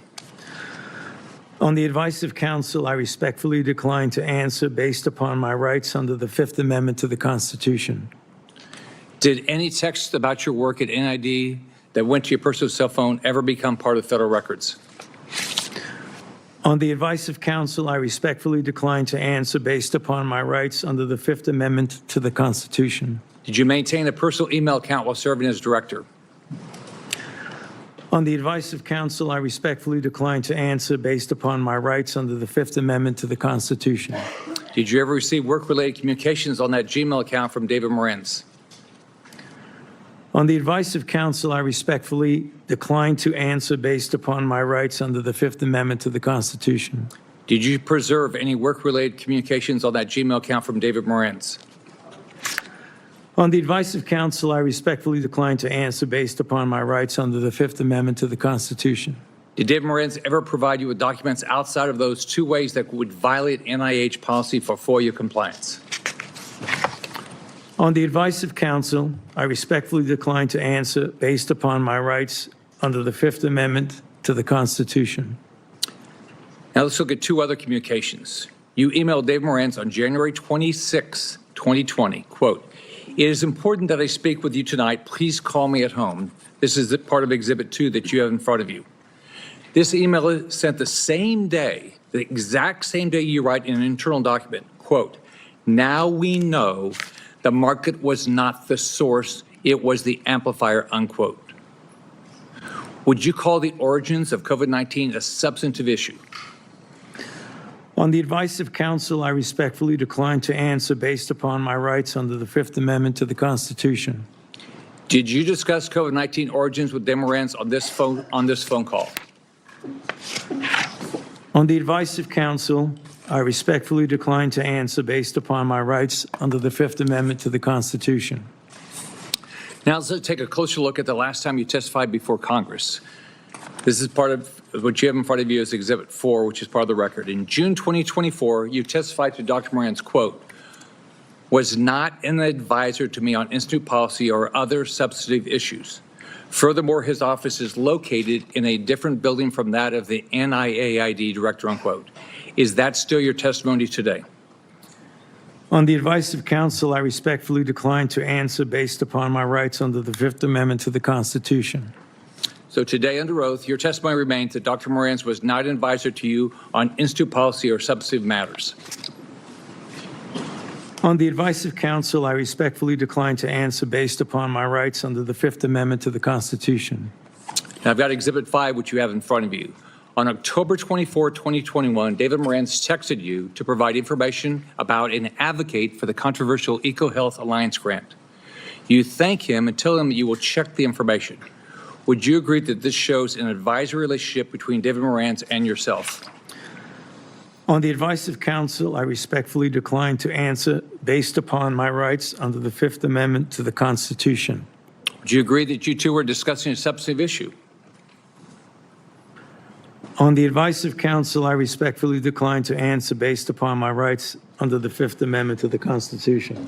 If documentary evidence establishes that Dr. Morenz advised you regarding EcoHealth Alliance, COVID origins, or grant policy, then your June 2024 testimony would have been inaccurate, correct?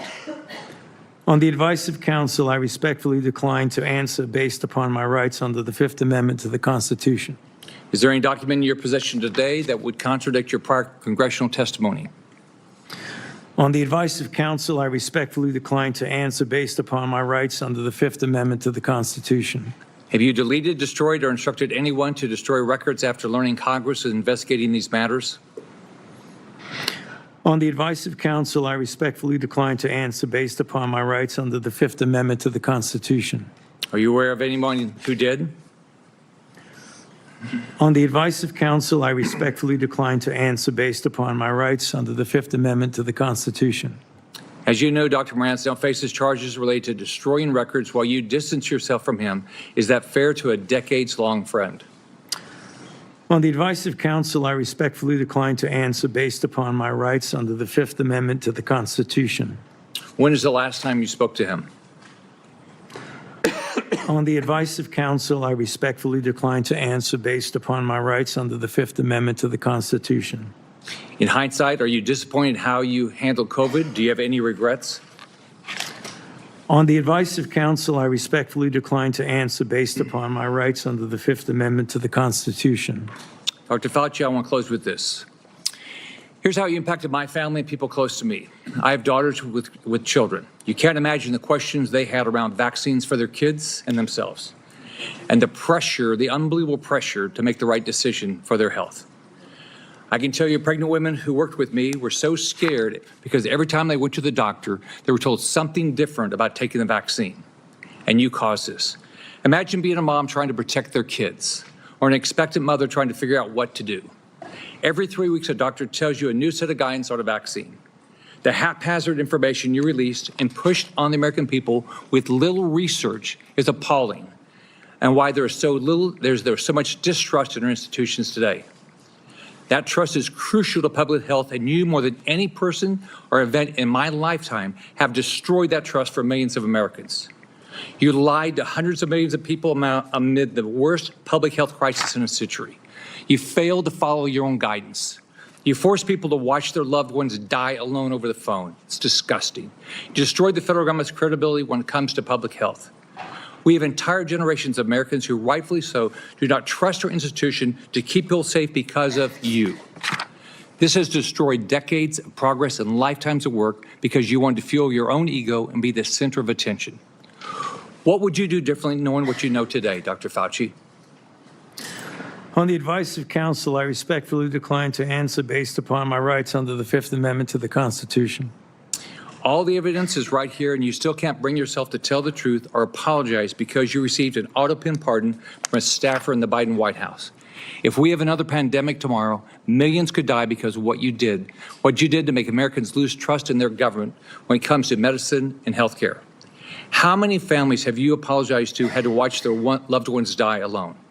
You breached public trust, and now you're hiding behind a fraudulent pardon. Your legacy will not be as a man that saved America from COVID, but as a man who destroyed the public trust in America's public health institutions in exchange for 5 minutes of fame. This is how history will remember you. I yield back. Senator Kim.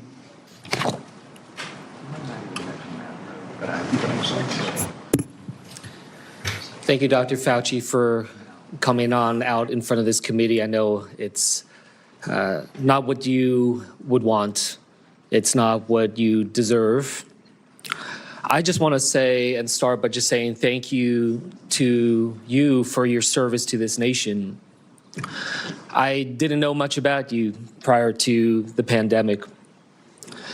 I came to learn about you from however many Americans did, but I also had the opportunity to talk to you and engage with you as someone who is a member of the Select Committee on the Coronavirus Crisis over in the House of Representatives.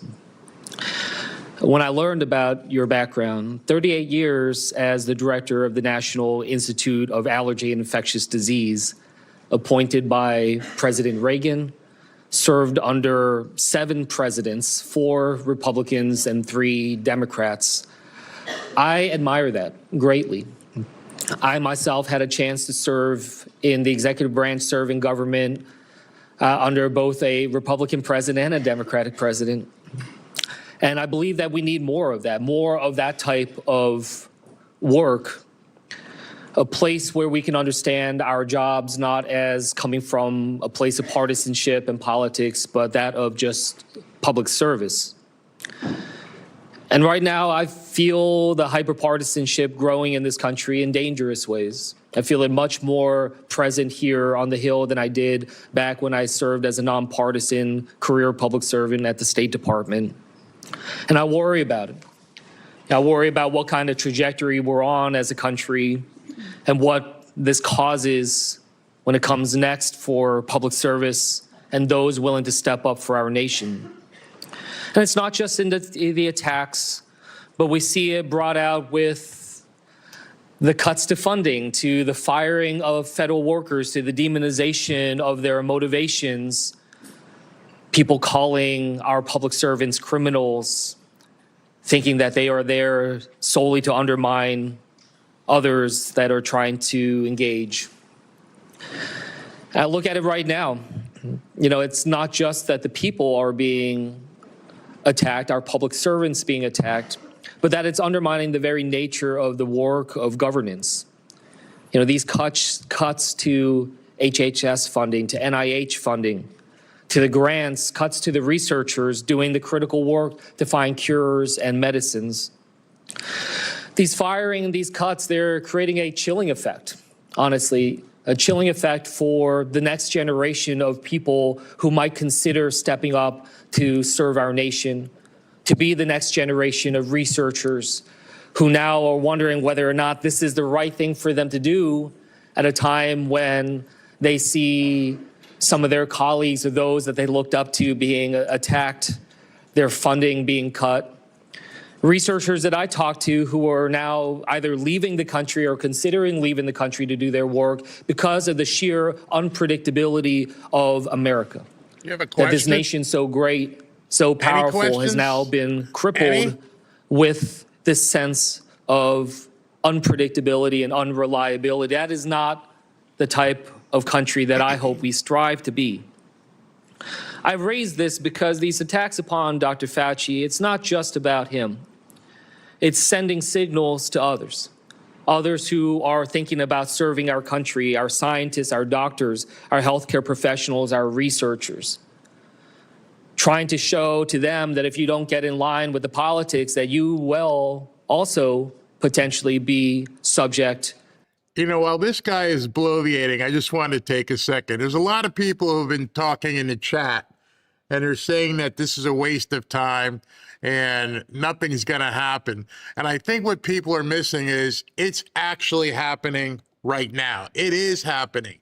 What I mean by that is Americans that have brains can actually see what's taken place. They know the guy's got a pardon, and even though he's got the protection of a pardon, he still refuses to answer questions. At the same time, the Democrats refuse to ask any questions. It's complete deflection, complete obfuscation.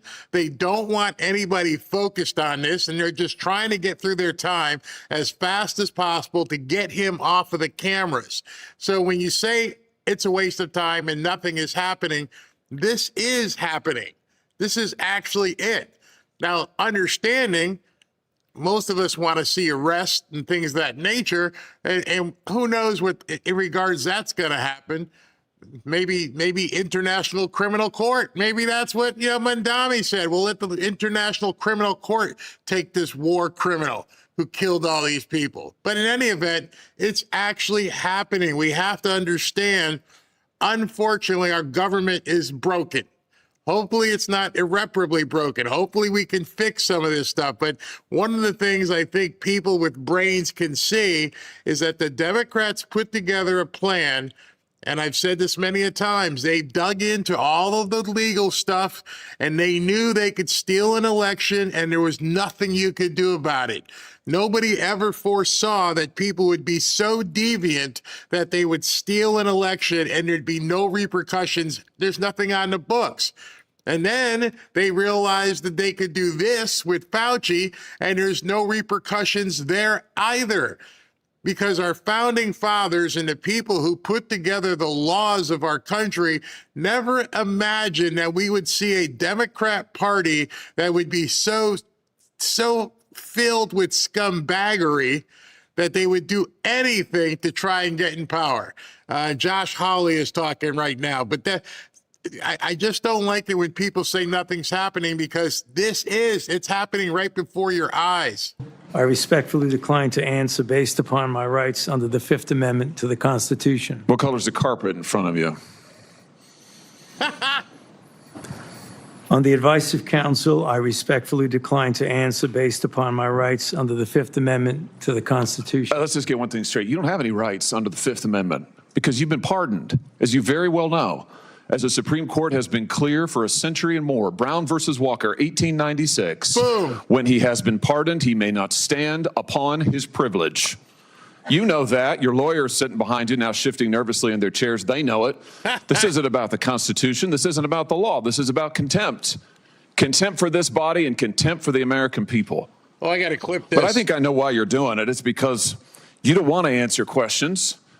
It's because you did all kinds of terrible things. It's because during the pandemic, you got rich, didn't you? You got rich while people were dying, hundreds of thousands of Americans, over 1 million in the end, and you were getting rich. And not only were you doing that, you were using federal employees with taxpayer money to apply for and solicit cash prizes for you personally. Cash prizes totaling over $1 million. You did all of that during the pandemic, didn't you? That's a question. On the advice of counsel, I respectfully decline to answer based upon my rights under the Fifth Amendment to the Constitution. You remember Greg Folkers? Who was that? On the advice of counsel, I respectfully decline to answer based upon my rights under the Fifth Amendment to the Constitution. Your chief of staff is the answer. Do you remember Patricia Conrad? Who was that? On the advice of counsel, I respectfully decline to answer based upon my rights under the Fifth Amendment to the Constitution. She was your personal assistant. And what were these individuals doing in the depth of the pandemic in November of 2020 when millions of Americans were suffering from COVID? What were they doing? I tell you what they're doing. Folkers was on your behalf soliciting and gathering information for a cash award. Let's look at it. We've got his email right here, right over my shoulder. Folkers says, I'm working on this nomination for the Dan David Award for Fauci. We need to beef up the COVID part. Do you have language in the can that you could share that delineates how we responded in new ways to COVID? He sends this to multiple federal employees. What was the Dan David Award? Do you remember, Doc? On the advice of counsel, I respectfully decline to answer based upon my rights under the Fifth Amendment to the Constitution. It was a $900,000 cash award. $900,000 cash award. And he got it because he used federal employees to get it. And this wasn't the only award, was it, Dr. Fauci? In fact, you applied for and received at least 8 other federal cash prizes on federal time using federal employees and federal resources. Here they are over my shoulder. Besides the Dan David Award, you've got the Partnership for Public Service, you've got the Adelson Prize, you've got the Smithsonian Award, you've got the National Academy of Medicine's Award, you've got the CDC Foundation. In fact, you turned your staff into a full-time application machine. You actually wrote to people and said, do you think maybe I'd qualify? And you got cash for all of this. And it wasn't just 1 or 2 employees, was it? In fact, you used 8 separate federal employees on federal time using federal resources to solicit cash awards. Isn't that true? On the advice of counsel, I respectfully decline to answer based upon my rights under the Fifth Amendment to the Constitution. Here they are right over my shoulder. Here's all of them. The people that you use, federal employees, so that you could go and get cash money. And the most hilarious part is that you weren't content to even dragoon them into applying for all of these cash awards.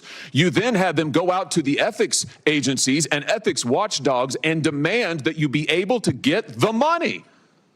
That's right. We've got it in your emails. Your staff and employees on federal time, using federal resources, being paid with federal dollars, are soliciting cash for you. And then they're turning around and saying to the agency, we don't want just an answer. We want to get to yes, because Fauci wants the money. He wants it. We want to get to yes, and yes takes time. This is your chief of staff again, using federal email to pressure the agency's own ethics people so that you could get money, so that you could get rich. And it violated the law, didn't it, Dr. Fauci? Didn't it? It violated the law, didn't it? Is that a question? It is a question. You can answer. Go ahead. On the advice of counsel, I respectfully decline to answer based upon my rights under the Fifth Amendment to the Constitution. Federal law, as you very well know, prohibits the solicitation of cash awards or other personal benefits for federal employees. And it certainly prohibits using your own employees to do this. 5 CFR section 2635-205B. It says it right there in black and white. You cannot use federal resources, federal dollars, federal employees, federal offices, federal email, federal time to solicit cash awards. And you did all of it. And the worst part is thousands of people were dying while you were doing it. You were supposed to be the nation's doctor and you were playing one on TV, but this is what you were doing with your time. Isn't that true? On the advice of counsel, I respectfully decline to answer based upon my rights under the Fifth Amendment to the Constitution. Yeah, I can see why. I can certainly see why. You know what I can't quite figure out is that why you were so obsessed with it, because you're already rich. I mean, and your scheme worked here. I mean, your net worth now is north of $12 million. You got over $1 million in cash awards during COVID, during a 12-month, 24-month span during COVID. $1 million you knocked down in cash money using federal resources. Now you're worth more than $12 million. You've got a pension that in its first year paid out north of $400,000 a year. 1 million people dead, you're getting rich. 1 million people dead, you're using federal employees to get cash awards for you. 1 million people dead, and you're here taking the fifth because you don't want to admit that what really happened in all that time was a multi-month, multi-year course of self-dealing. Isn't that true, Dr. Fauci? On the advice of counsel, I respectfully decline to answer based upon my rights under the Fifth Amendment to the Constitution. Yeah, well, silence is admission. And here's the real thing.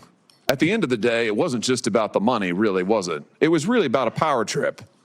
I mean, through all of this, you want to be the most famous scientist in the world. You were so focused on getting every award and every drop of cash that you could, all because you wanted to be on TV. You wanted to be the sun god of science. You wanted to be the guy who was in charge of it all. You wanted to lambast Trump. You wanted to make sure that nobody else stole your spotlight. You wanted to be the guy. You had time to sit for InStyle magazine. Here's what you were doing with your time. You could sit for InStyle magazine, but you can't answer questions for the American people. You could sit for InStyle magazine, but you're here taking the fifth. You could sit for InStyle magazine and get $1 million in cash awards, but now the cat's got your tongue. I bet he does. I tell you what, here's my conclusion from all of this.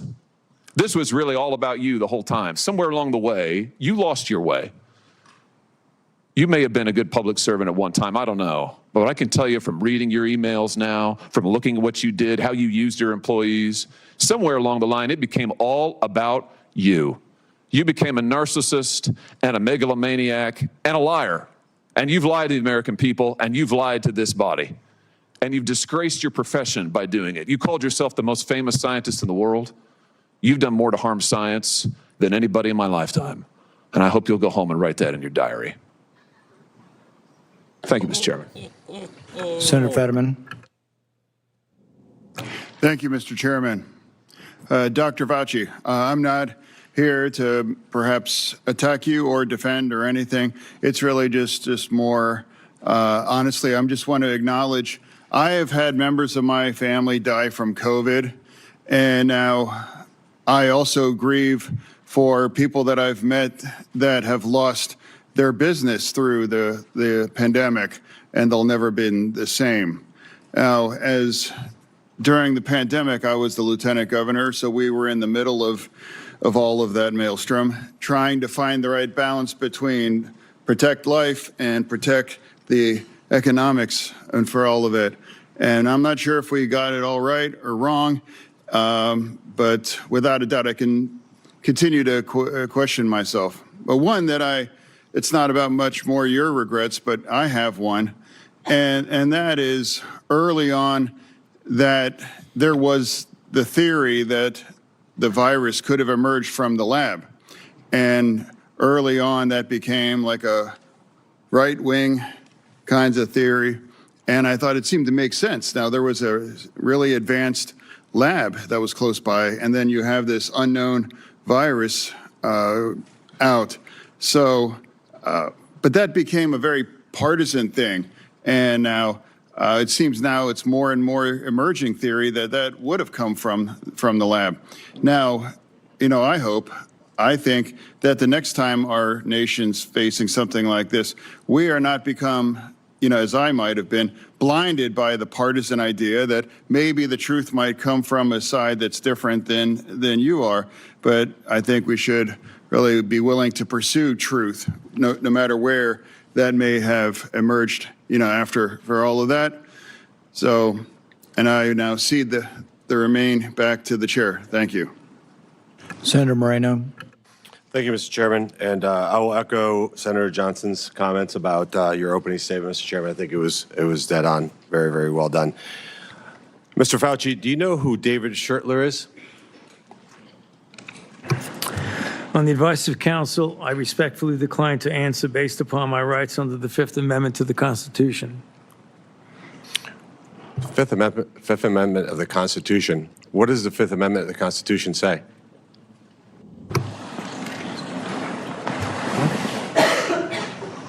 Great question. On the advice of counsel, I respectfully decline to answer based upon my rights under the Fifth Amendment of the Constitution. No, I'm just asking you what it says. On the advice of counsel, I respectfully decline to answer based upon my rights under the Fifth Amendment to the Constitution. I'm going to give the Constitution to my aide. He'll bring it over to you so you can have it for future reference. I think it's something that every American should know what the Constitution says. Do you know who wrote the Fifth Amendment? On the advice of counsel, I respectfully decline to answer based upon my rights under the Fifth Amendment of the Constitution. So you're invoking a right that you don't know who wrote it or what it says. Is that correct? On the advice of counsel, I respectfully decline to answer based upon my rights under the Fifth Amendment to the Constitution. Wow. All right, let me tell you who David Schertler is for the audience because he was ejected by the chairman. He's a high-profile criminal attorney. He's represented some really great people, like Senator Bob Menendez. Maybe that's somebody who my Democrat colleagues may remember took gold bars as bribes from the Egyptians. And there's an article here in the Washington Free Beacon that talks about why you would hire a guy like David Schertler. And the comment is, if you're in deep shit, that's who you call. Do you feel like you're in deep shit? On the advice of counsel, I respectfully decline to answer based upon my rights under the Fifth Amendment to the Constitution. Clearly, what you think today is that somehow you're above reproach. Somehow you feel like you don't need to be treated like a normal American. Can you do me a favor in the audience and stand up if during the time of the COVID pandemic, you were called a racist for calling the virus a Wuhan virus or the China virus? If you thought the 6-foot rule was total crap, if you thought the vaccine wasn't something that you should take, if you thought it was outrageous the way the mask policy was rolled out, if you were fired from your job for not taking that vaccine, including members of the military, if you thought closing schools was catastrophically stupid, and that you thought that during these times saying these things made you somehow a lesser human being. Dr. Fauci, can you just turn around and look at the people behind you? You're not willing to do that? Oh, my God. That's not a question. It's not a question. To your lawyer, it's not a question. It's a request. All you have to do is look up from your lawyers and look at the people who were absolutely shamed for saying what we know now to be the truth. You can't even look at them? No. That's a question. Are you able to look at them? What a scumbag. You can sit down in the audience.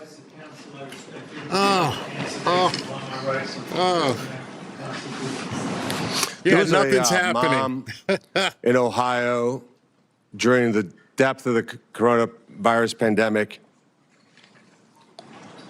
decided to go to her high school football game for her son. They hadn't been out much. The kids had been learning at school, and then the school got shut down. They hadn't really gotten much out of that education. As any parent knew, that remote learning was no learning at all. But it was a Friday night.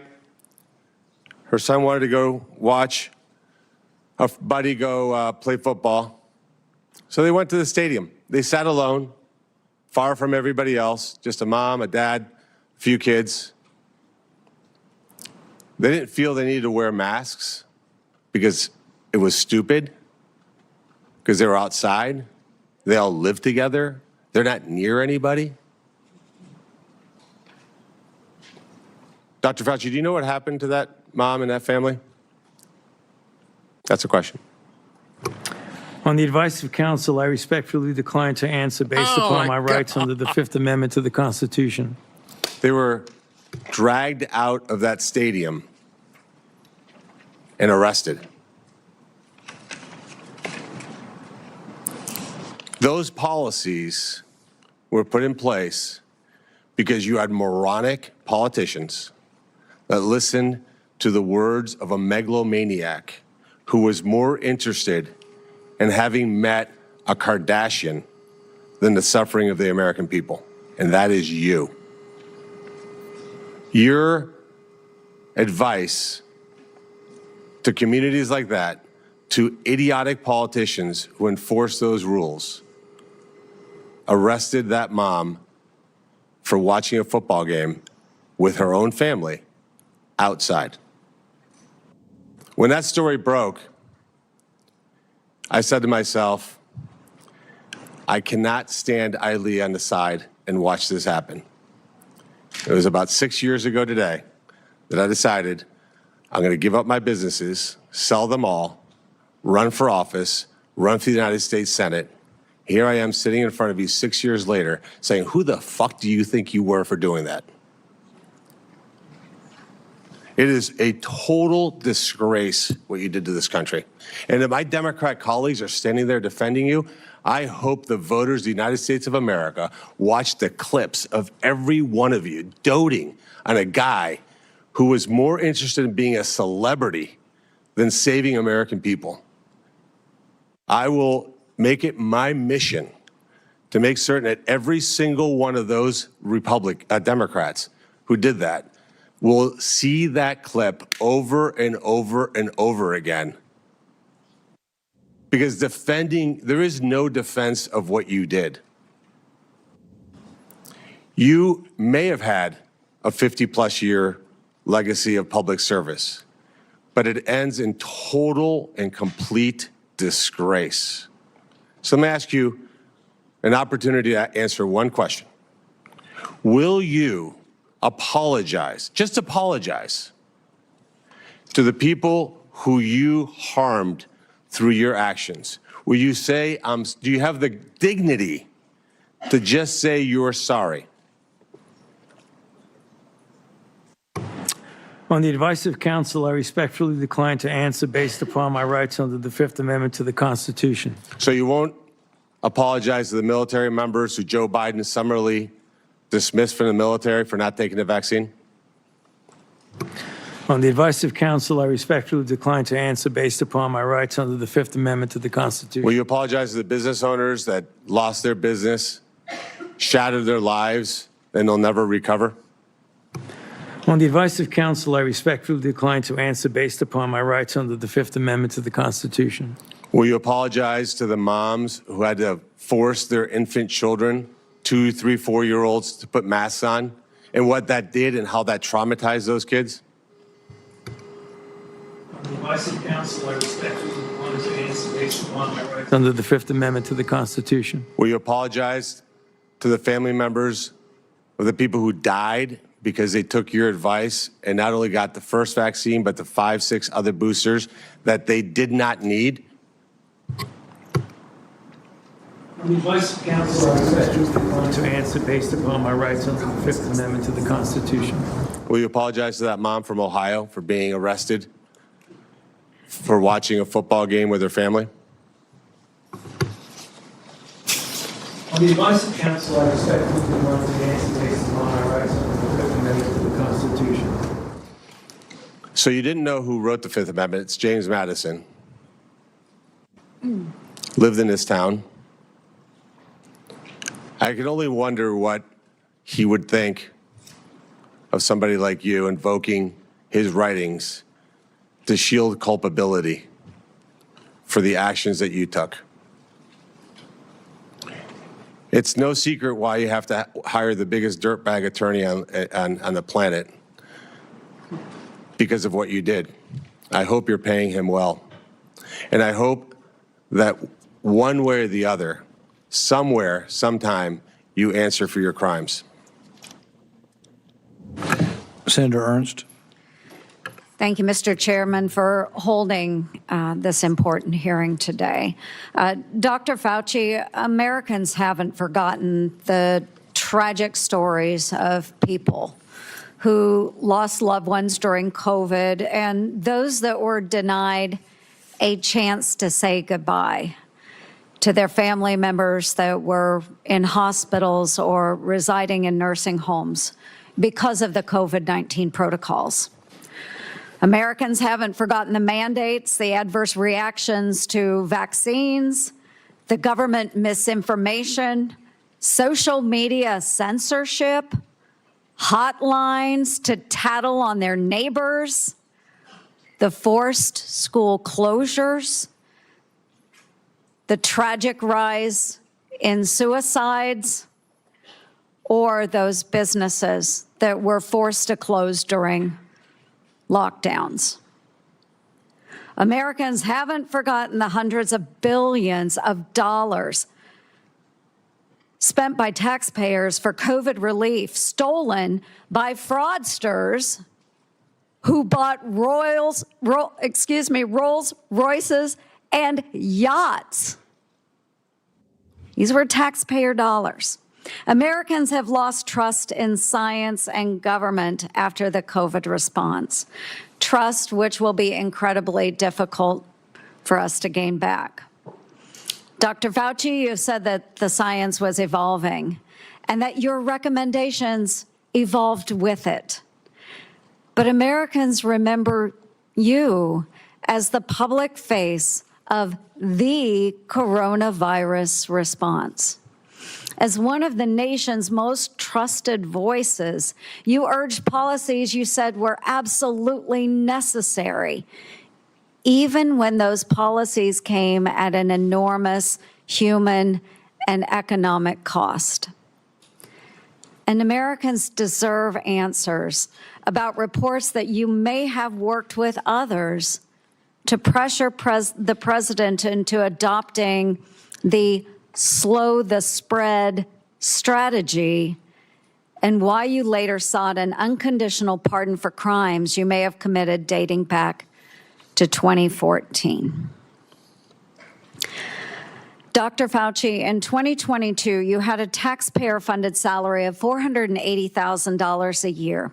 You were, in fact, the highest paid federal employee in the entire federal government, even making more than the NIH director and the President of the United States. According to now public documents, that was due in large part to your work on biodefense. Unreported is how NIAID spent over $1 billion from 2009 to 2026 in biodefense and influenza federal contracts and subcontracts. My office uncovered records on usaspending.gov that show from 2015 to 2020, NIAID paid out $515,418 in subcontracts to Harbin Veterinary Institute in Harbin, China, including $100,000 a few days after it opened a BSL-4 biolab in 2018. That very same institute was criticized for doing gain-of-function bird flu research in 2013. And yet you were funding them for years after that, sending U.S. taxpayer dollars to China. These contracts, which we also trace to NIAID, show U.S. taxpayers funded gain-of-function researchers in the Netherlands and in Wisconsin, funding the same folks whose controversial work led President Obama to pause this exact type of dangerous pandemic research. Dr. Fauci, did you know that the NIH's billion-dollar Sears contract programs were funding gain-of-function researchers in China, the U.S., and in the Netherlands? On the advice of counsel, I respectfully decline to answer based upon my rights under the Fifth Amendment to the Constitution. Dr. Fauci, Dr. Deborah Birx wrote in her book that you and President Obama's former CDC director were at a Saturday, March 14th, yes, 2020 meeting at her home 2 days before the president announced his 15 days to slow the spread effort. Your now released diaries said the meeting was a week before that. Dr. Birx said you all were trying to trap the president into having no other options. She wrote, your plan was to, quote, block any of the president's escape routes. So, quote, he'd have no choice but to agree to our flatten the curve measures. Yes or no, Dr. Fauci, did you try to block or trap President Trump into the slow the spread, flatten the curve measures in March 2020? On the advice of counsel, I respectfully decline to answer based upon my rights under the Fifth Amendment to the Constitution. When the COVID-19 virus broke out in Wuhan, China, you, Dr. Fauci, knew pretty much right away that NIH had funded Chinese labs, including those doing coronavirus research. There's email traffic from early January 2020 where your staff was flagging for you that NIH funded coronavirus research at the Wuhan lab through EcoHealth Alliance. Yet few Americans knew we funded the Wuhan lab because the funding went through a sub-award and was not reported to the public database like usaspending.gov as it should have been. Also, EcoHealth violated federal law by failing to report in its research papers how much taxpayer funding it spent on that research. At my request, the Government Accountability Office helped track down that $1.4 million of U.S. taxpayer money that was sent to the Wuhan Institute of Virology, both by you, Dr. Fauci, and through USAID. But first, it passed through EcoHealth Alliance, which I helped to get defunded through the NDAA. Dr. Fauci, did you intentionally use subaward funding to obscure NIH funding of Chinese biolabs and coronavirus research? On the advice of counsel, I respectfully decline to answer based upon my rights under the Fifth Amendment to the Constitution. NIAID awarded multi-million-dollar grants to a number of scientists shortly after they wrote publicly in the Proximal Origins paper that the COVID virus likely came from nature. Though documents Chairman Paul released last week show in private, those same scientists were much more open to the virus being from a lab. In 2023, Representative Jordan insinuated that you basically gave a $9 million bribe in the form of an NIH grant to NIH-funded virologists to say the virus likely was from nature. Dr. Fauci, yes or no, did you reward the Proximal Origin authors by giving them NIAID grants or contracts? I respectfully decline to answer based upon my rights under the Fifth Amendment to the Constitution. Dr. Fauci, we have learned that U.S. coronavirus researchers at UNC shipped, quote, humanized or transgenic mice to China by around 2017 for use in their dangerous coronavirus work. Under your NIAID coronavirus, researchers also used aborted baby body parts in mice research, and taxpayers paid for them to do that. NIH-funded coronavirus researcher Dr. Ralph Barrick and his colleagues at UNC put parts of livers, thymuses, and chunks of human fetal lung that they got from aborted, almost 5-month-old human babies. They put those parts in their research mice. They disgustingly named them BLT mice and wrote they had created a, quote, sandwich of aborted body parts in the mice. Get it, folks? BLT. A BLT sandwich. Your RML lab employees in Montana also ordered and used aborted baby body parts in their taxpayer-funded research. And emails show how they plan to use those mice for post-COVID work. NIH funded putting aborted babies' fingers and scalps off the heads of aborted babies and putting them into the backs of research mice. The scalps later grew fine baby hair in the mice. They even included those disgusting photos in their research paper that you funded.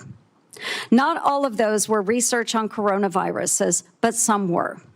Thankfully, the current NIH director has said no more of this. Dr. Fauci, yes or no? Do you think that human aborted parts should be put into mice for coronavirus research?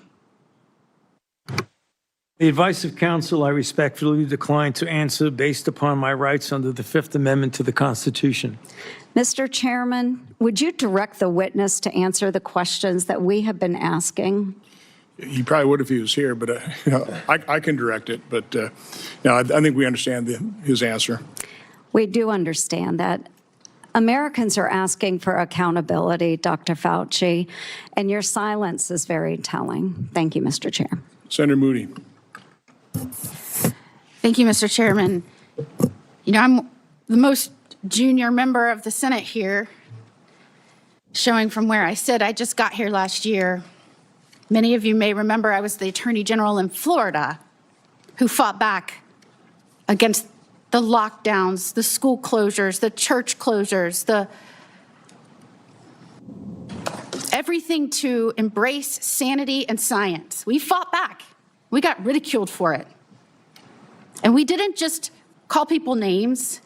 We actually impaneled a grand jury of people of all walks of life, all political persuasions. So that's how I came here, fighting for a free state amongst states that had locked their own people down. We are now called the Free State of Florida. And I believe our responsibility here is to make sure that government remembers the people are our bosses, that we report to them, that we're accountable to them. Government shouldn't operate for itself. Government operates on behalf of and for the American people. And anytime we get close to reporting back to our bosses about what government has done or how it's been abused, or how individuals that are employed by the government had acted in their own self-interest or against the interests of the American people, every time we get close, if we start uncovering outrageous fraud, we'll have a hearing, and the tactics have been to not show up. So you'll have all of us over here trying to drill down on why we've been giving money that actually works against American citizens, and no one shows up. Today well, nobody's here at the moment. Today there seems to be a different tactic. Today we have Democrats showing up and trying to spin why we shouldn't even be having this hearing to report back to our bosses. One said, today's hearing does damage. It will deter others from public service. Another said, this hearing is designed to entrap you. Another said, one fell all over himself flattering you, thanking you for your service multiple times, quoting man in the arena. Another said that we are demeaning first responders, and today is a sad play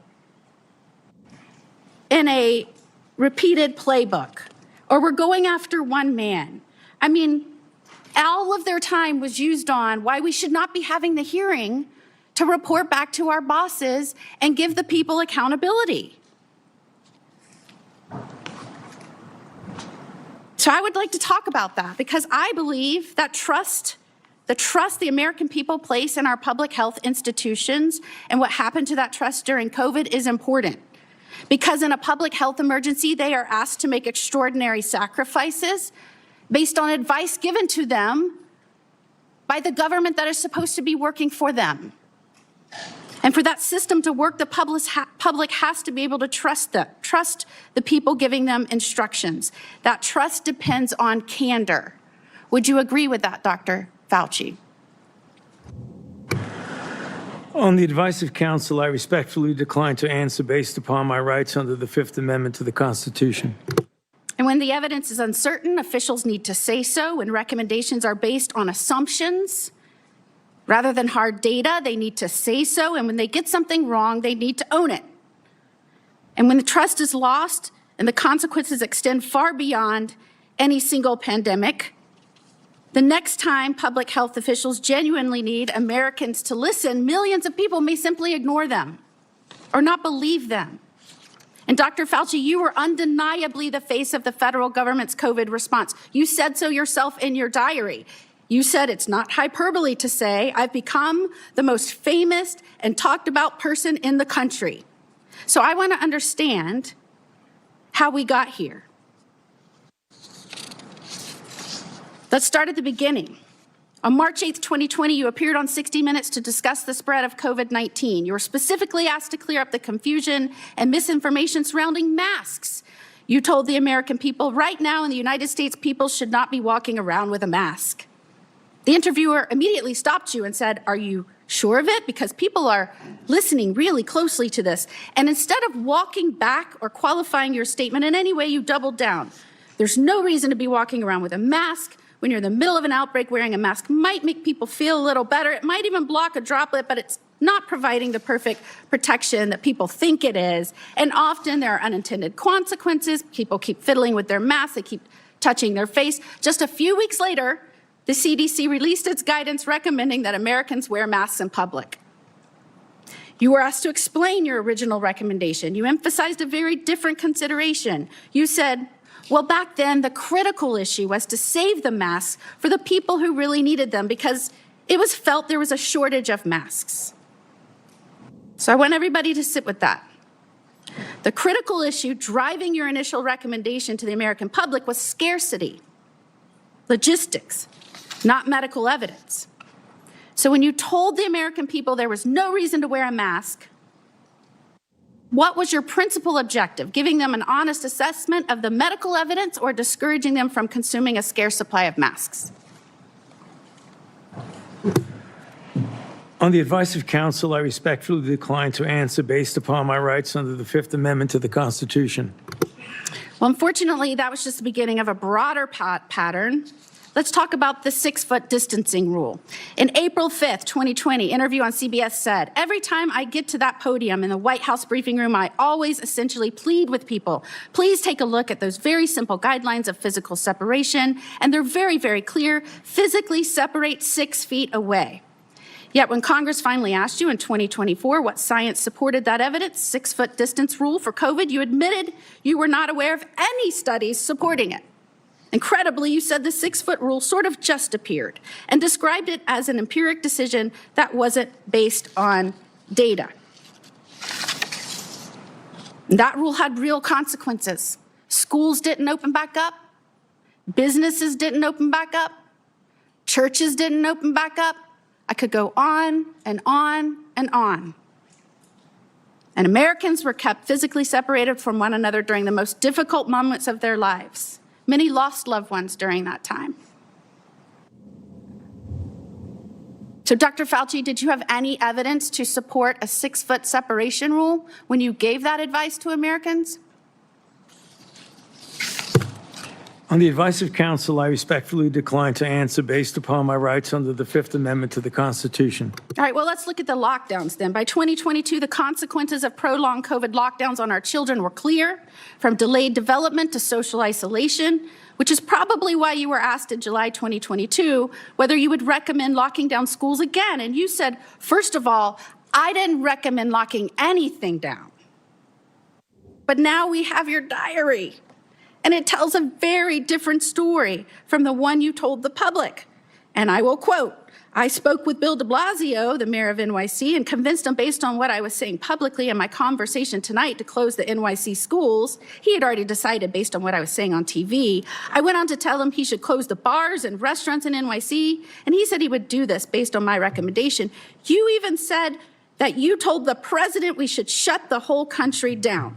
So, Dr. Fauci, how do you square telling the American people publicly that you didn't recommend locking anything down with your own diary entry kept on federal government equipment saying that your recommendation is what convinced the mayor and the president to lock things down? On the advice of counsel, I respectfully decline to answer based upon my rights under the Fifth Amendment to the Constitution. Now, I just want to make clear that when in Florida, we were pleading with people to give us advice based on scientific evidence, that we were getting these conflicting statements by you that didn't match scientific data.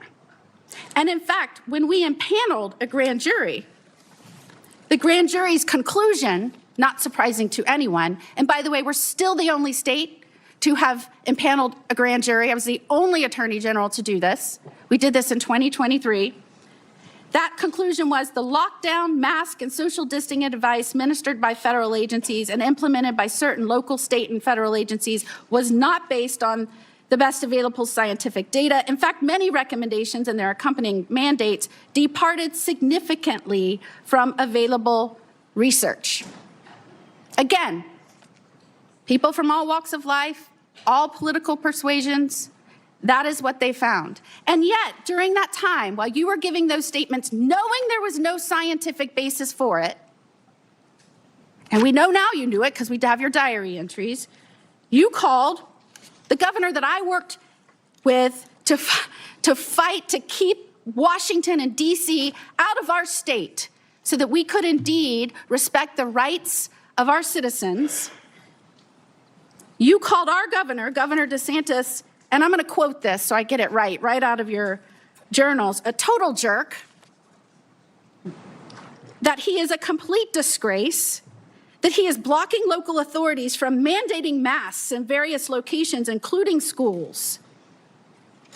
And you were very concerned and upset that we were actively, and I'm going to quote, criticizing you, and we talked virtually every day about being wrong on everything.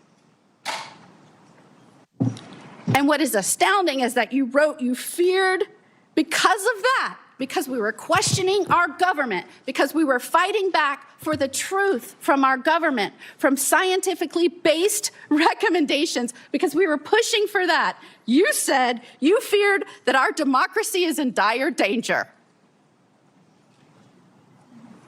Thank goodness we have people up here that I work with that understand our role, which is to report to our bosses, the people, because they are in charge.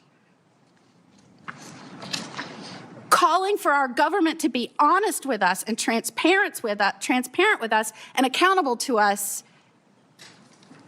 that is a democracy. What you did is the opposite. And I cannot believe I have to explain this to someone who represented our government and some of the most important issues for so long.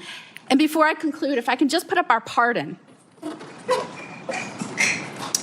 This is the pardon you have heard so much about. And Dr. Fauci, the only other person that got a pardon like this, I believe, had a last name of Biden.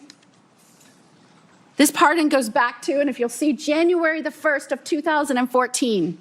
Did you talk to President Biden and ask for this pardon?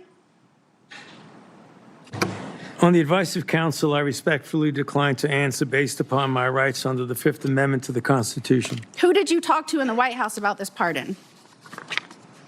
On the advice of counsel, I respectfully decline to answer based upon my rights under the Fifth Amendment to the Constitution. Did you specifically ask that it be dated back to the beginning of 2014?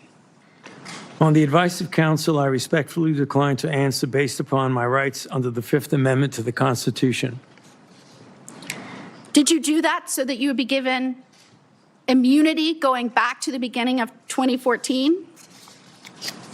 On the advice of counsel, I respectfully decline to answer based upon my rights under the Fifth Amendment to the Constitution. I'm just very interested why it was this date. Did it have anything to do with the fact that 2014 was also the year that the NIAID or NIH began funding EcoHealth Alliance's Understanding the Risk of Bat Coronavirus Emergence grant?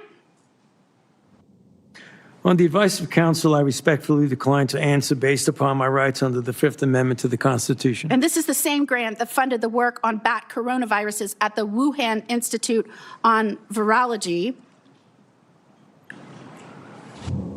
Millions of Americans are questioning what happened during COVID, why we were given misleading information, misleading advice, why you gave conflicting statements based on, I guess, how you were feeling that day. And Americans, rightfully, we lost over 1 million Americans. They should be insulted when the Democrats insult our chair that he's doing this because he is on an obsessive mission to go after one man. Could his obsessive mission be to find out why 1 million Americans died and who might be responsible for that and where that started? Could that be his mission, Dr. Fauci? On the advice of counsel, I respectfully decline to answer based upon my rights under the Fifth Amendment to the Constitution. And after everything we have just walked through, can you sit here today and tell the American people, our bosses, that you bear no responsibility for their collapse in trust of their government?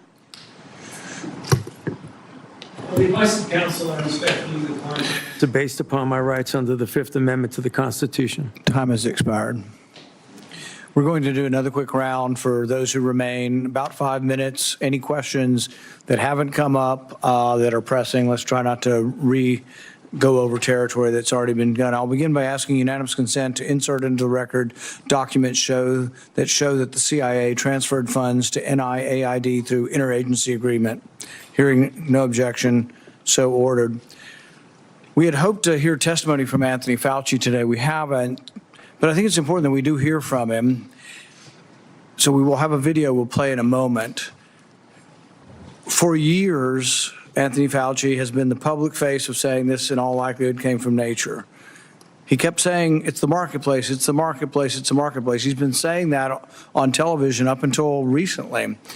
But what we find is that what he was saying in public is different than what he was saying in private. In January, in private, he wrote that looks like the wet market was a super spreader event. It didn't originate there. We know that some of the earliest deaths and sickness came from somewhere else. But then for years and years, we got dishonesty. So let's play the video so we can see a little juxtaposition of the problem we're dealing with.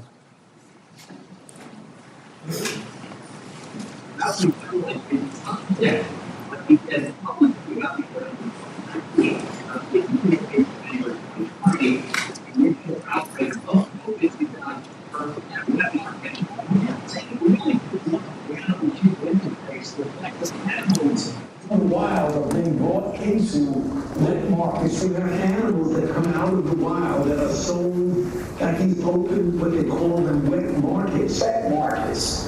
When you bring animals in from the wild who have these viruses, the wet markets in Asia where people bring Who have these viruses, the wet markets in Asia where people bring animals from the for a virus to jump from an animal. The origin was from a bat to an intermediate host to a human, very likely in a wet market, and those animals should not have been in the Wuhan market. They knew that those animals should not have been in the market, and they immediately cleaned out the market, put restrictions on the kinds of animals that come into these wet markets. I think I should shut down those things right away. I mean, it boggles my mind.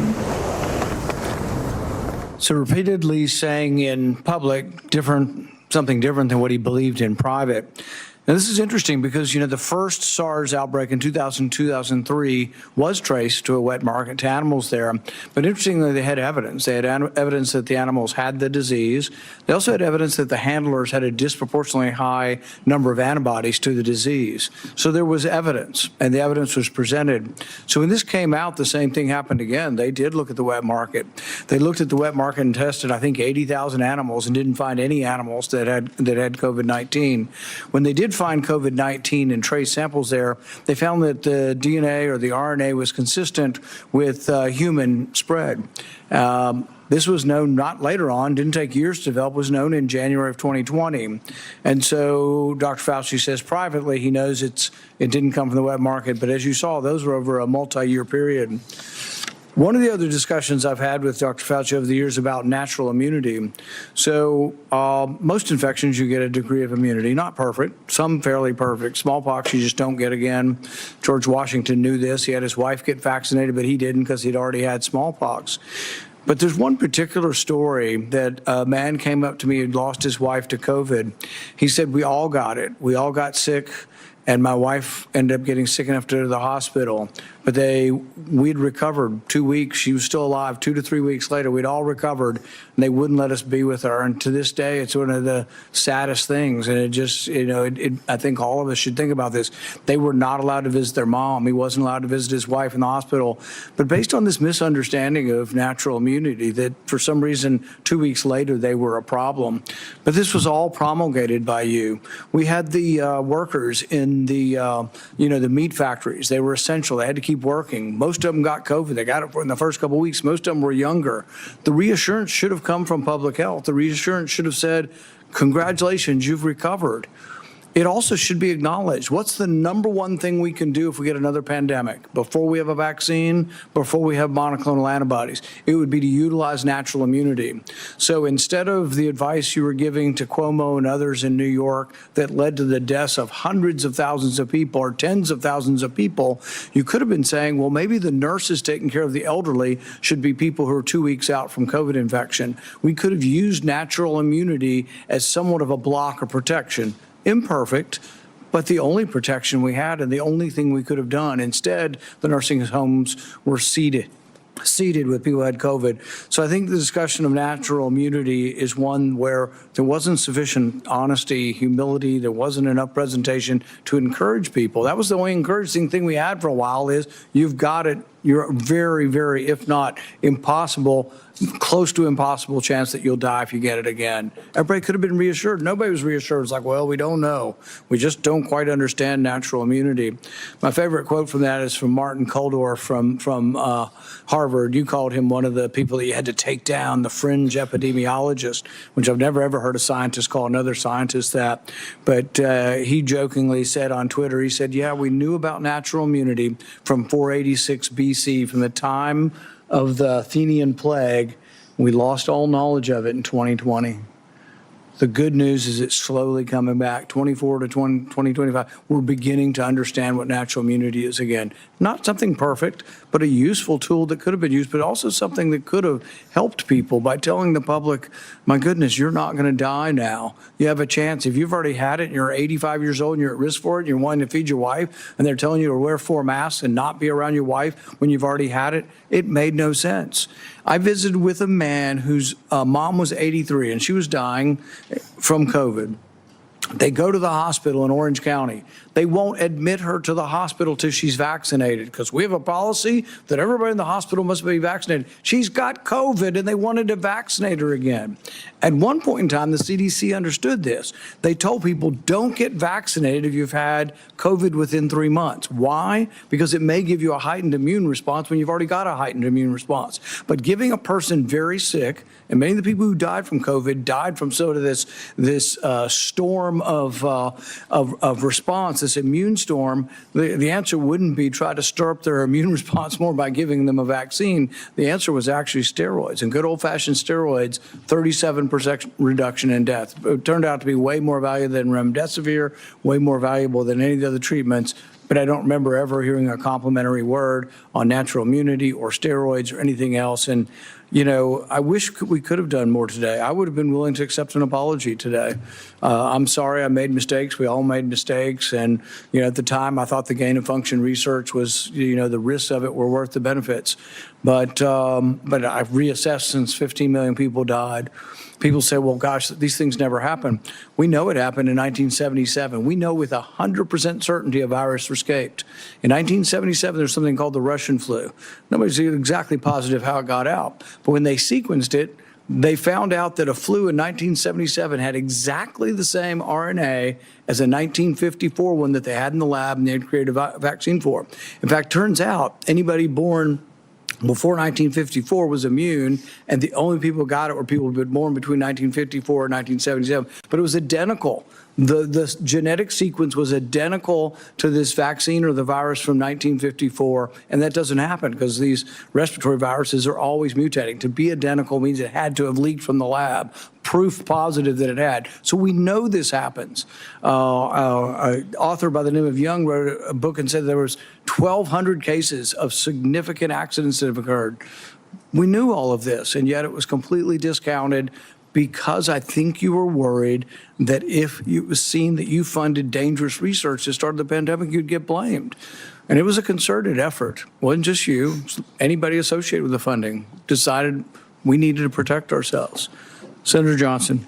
Thank you, Mr. Chairman. You mentioned that we lost knowledge of natural immunity. I didn't. Dr. Fauci did.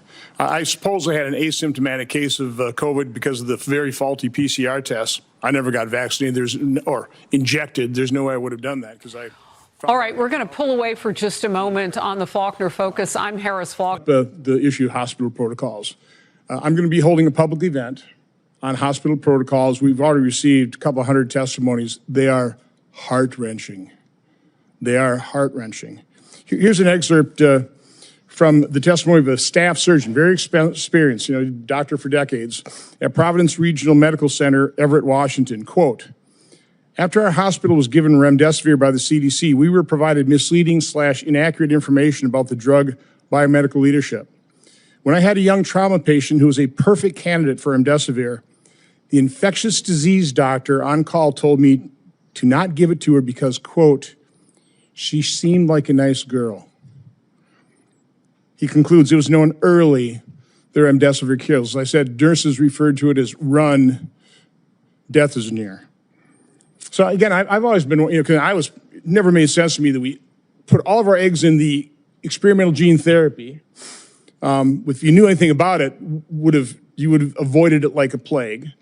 And we sabotaged early treatment. But the only treatment we really approved, monoclonal antibodies, which I think basically worked pretty well, but those weren't particularly available. They were denied an awful lot of patients. It was all remdesivir. Based on a study that the NIH changed the endpoint from mortality, because it had no impact on mortality, to days of recovery. A drug that the WHO recommended against its use in COVID in November of 2020, but a drug that cost over $3,000 for a course of treatment, versus things like ivermectin, hydroxychloroquine, who even Dr. Fauci, I should have got that one out because I want to take this time to end things in the record, said that, we need to have a very tight protocol on remdesivir because it's unknown, but hydroxychloroquine, that's approved, some side effects, but we have a long history of it. Let's put up my latest chart. Again, I was tracking adverse events on the experimental injection, but I use this chart as a comparison. So you've got ivermectin, hydroxychloroquine. These are average, again, VAERS doesn't improve causation, but there's correlation. It's there for a safety signal. So ivermectin, over 30 years of FDA reports, 17 deaths per year. Hydroxychloroquine, over 38 years of reporting, 142 deaths per year. Remdesivir, over 5.5 years, 546 deaths per year. The COVID injection, almost 7,000 deaths per year. Which is safest? What did the FDA freak us out about ivermectin, hydroxychloroquine, when they turned a complete blind's eye toward the injection's injury? So I want to enter the quote from the surgeon. By the way, here's the answer. Cheryl Atkinson in an interview said that when it comes to money, we check financial ties among experts. It's interesting, just to wrap up here, was I've never seen an attorney for a witness at a hearing be bounced from a hearing. You had his attorney, David Schertler, try to explain to Senator Paul why he believed it was proper to assert the Fifth Amendment at that point, and he was removed from the hearing. And this is why his attorney has put out a statement now saying that he believes that Rand Paul has a vendetta against his client, Anthony Fauci. Back to you. Yeah, but you'll notice that attorney didn't say that Rand Paul didn't have a right to do it. Senator Paul walked in there just as everybody else in the room, both Democrat and Republican. They know what the law, they know what the Constitution, they know what the rules say. Of interest, Gilead made billions of dollars off of remdesivir and people died. In terms of ignoring safety signals, you can probably put that down now. This has come to light. This is Dr. Drew Weissman, who got the Nobel Prize for the mRNA platform. He wrote to Dr. Fauci on February 8th of 2020. Tony, I wanted to alert you to some new data we generated with our mRNA LNP vaccine. Now, it was a higher fold dose, but that mRNA LNP go to the placenta and fetus, measured by translation of the mRNA and cause of immune response in the amniotic fluid. So that same day, Dr. Fauci responds it'd be interesting to see what human dose levels given intramuscular do. So about a month later, Dr. Weissman replies, he said, we still have some concerns over the data after they tested at IM. Now, again, there's more documentation in terms of the FDA blew it off. It's like, don't worry about that. That was the whole thing. That's what Peter Marks did when he was shown that his algorithm was going to mask safety signals. The last thing I want to enter in the record here is, and I want to make the point, why is this important? That they buried the treatment of severely injection injured. The fact that we haven't acknowledged these injection injuries, these people can't get treatment. They're being gaslit by their doctors. So it's all in your head. The rate of the injection injured of suicides is increasing because they've given up hope, because our medical establishment and federal health agencies completely failed them, failing to acknowledge it. So again, Dr. Nath was diagnosing and treating injection injured in March of 2021. This concerned people. So you had Dr. Walter Koroshitz writes Dr. Fauci. One of the points he made, there's been a steady, slow stream of reports to me of post-vaccination neurological conditions. Dr. Nath has been collecting a bunch. He has reports sent out to publish. Well, that alarmed everybody. Boy, you can't let the public know what's actually happening. You can't actually let the public know what the science is showing. So on April 29th, a email from Francis Collins, head of NIH, to Dr. Koroshitz, says, I find this approach troubling and will have the main consequence of feeding vaccine hesitancy and social media overreaction. Then Dr. Lawrence Tabak writes to Francis Collins, I don't understand why Walter does not shut this thing down. Why don't you shut down Dr. Nath, who's actually treating injection injured? Why? Because of vaccine hesitancy.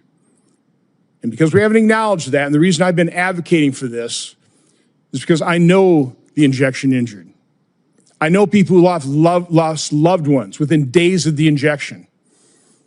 And we've turned our backs on them. They deserve acknowledgement. They deserve to be heard, seen, and believed so they can get treatment. I also know the doctors whose careers were destroyed because you denigrated things like ivermectin and denied ivermectin to people in hospitals who got their kidneys knocked out by the remdesivir but got put on ventilators, never got to hug their loved ones goodbye because of those hospital protocols.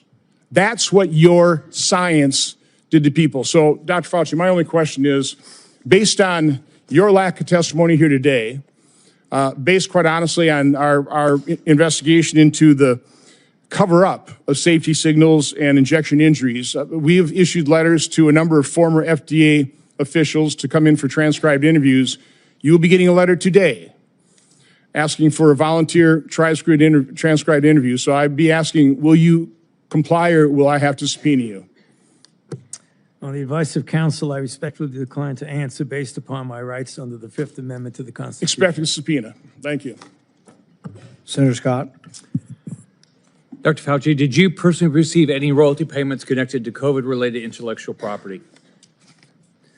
On the advice of counsel, I respectfully decline to answer based upon my rights under the Fifth Amendment to the Constitution. Given that NIH receives royalty payments from certain pharmaceutical companies, why would any American believe these financial ties did not influence decisions about which treatments were promoted or restricted?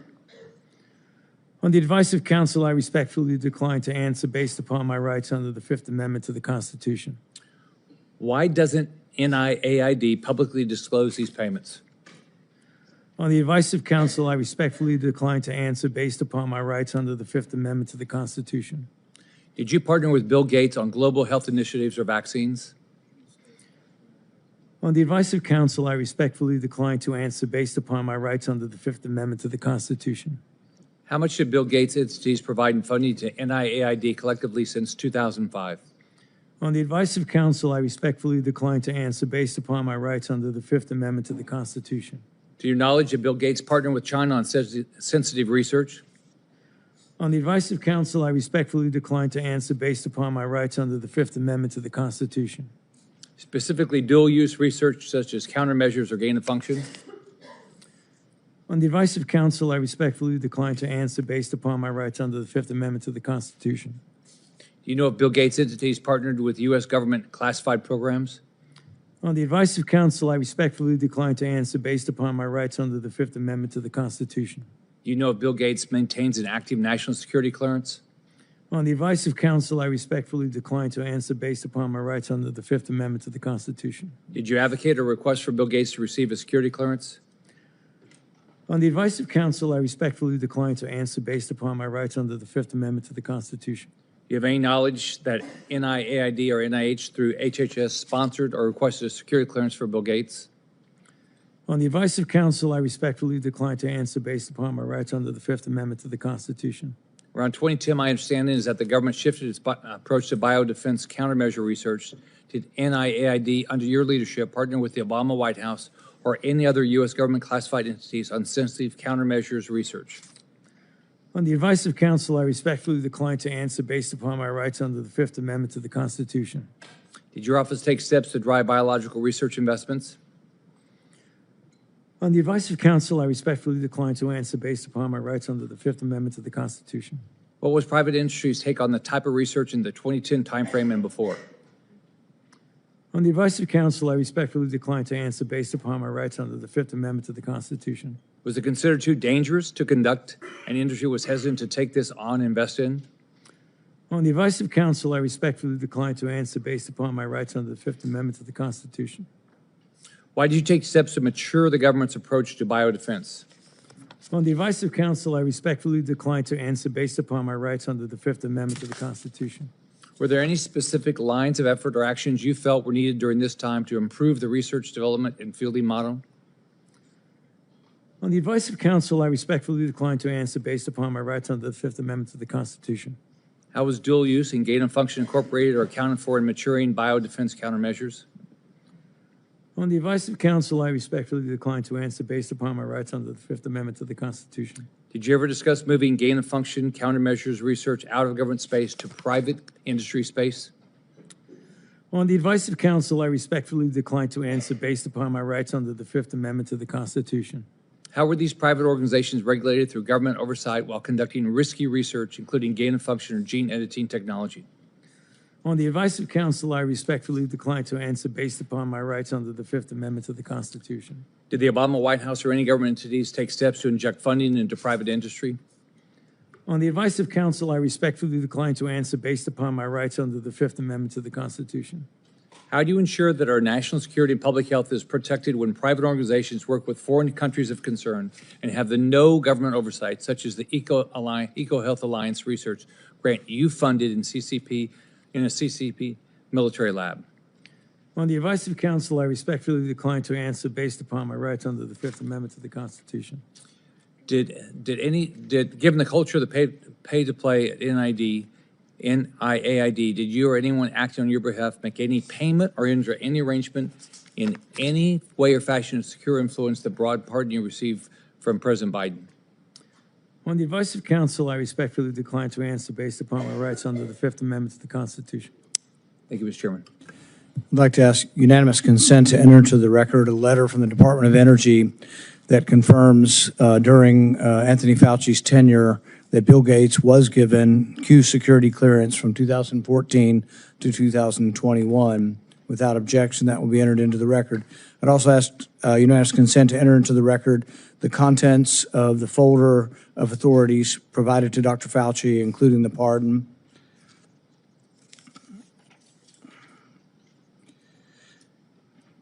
Let's be clear today, what we've seen. I really did want to hear from Dr. Fauci. I wanted to hear perhaps an apology, perhaps some semblance of being sorry for what happened or that judgment errors were made. We didn't hear any of that. But he was subpoenaed here to testify, refused to answer any questions, even after being directed by the chair and being advised of the law requiring him to do so. He has cited a privilege that is unsupported because of his blanket pardon and because he waived the privilege by testifying at the start. I'm going to give you one more opportunity to comply with the law, limited to the period of your pardon. At any point between January 1st 2014, and January 19th, 2025, did you destroy any federal record or tell anyone else to?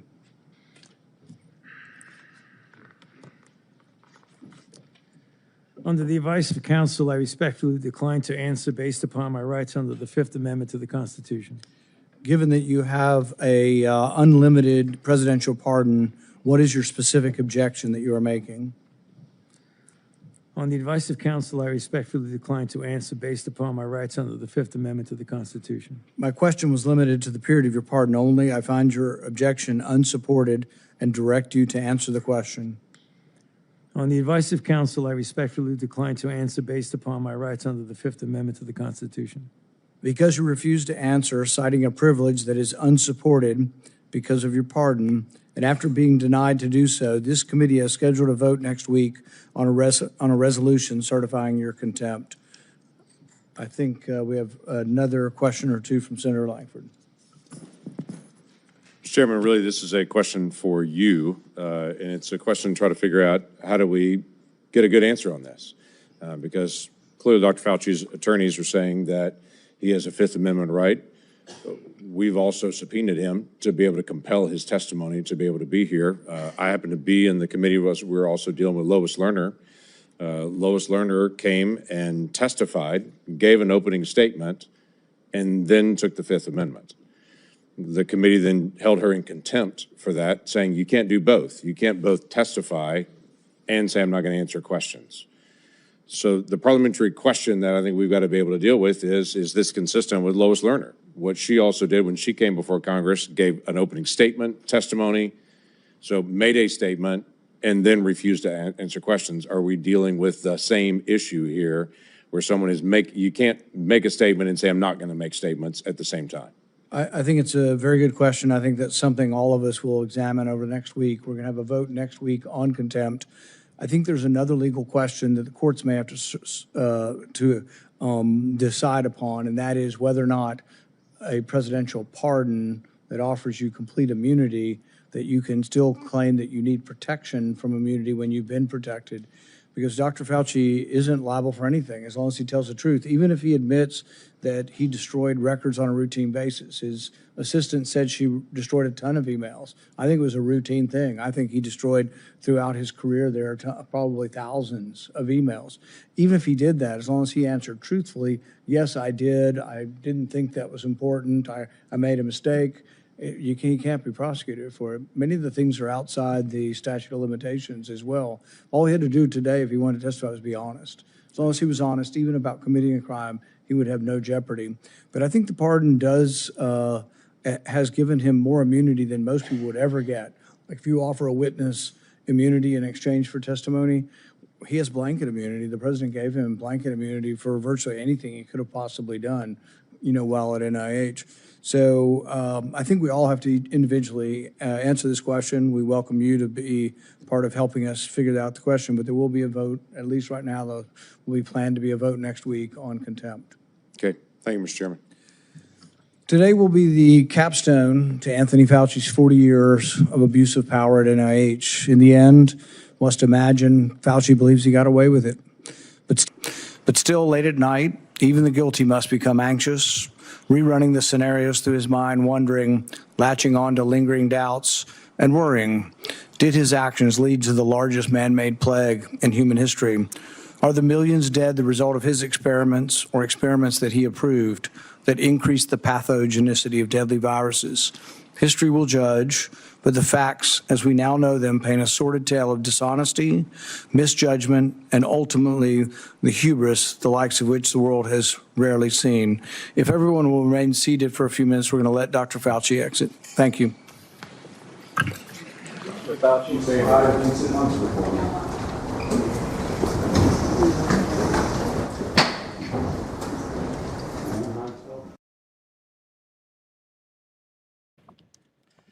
All right, everybody, that was it. Almost 3 hours of testimony. Well, not really testimony, him complaining and pleading the fifth. Obviously, we have a extremely huge legal hurdle to get over. I'm not a lawyer. Even lawyers can't seem to answer this question. It's so funny.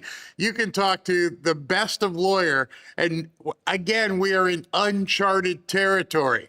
We have a pardon, which is suspect at best. It was probably an auto pen, if not by a staffer. Number one, is that even legal? And if that's not legal, can you revoke it? Nobody seems to understand what the mechanism is to make that happen. If you can do that, can you even hold him in contempt if he's under a pardon? Can you plead the fifth if you're under a pardon? Nobody knows. I mean, literally, you could click on channel after channel after channel, talk to lawyer after lawyer after lawyer, and nobody has the answer. The problem with all this, as I said earlier, is the Democrats have figured out how to scam the system. They've figured out how to rig the system. They've had some very, very smart people who have dug into this. Oh, wait a second. Rand Paul is talking right now after the hearing.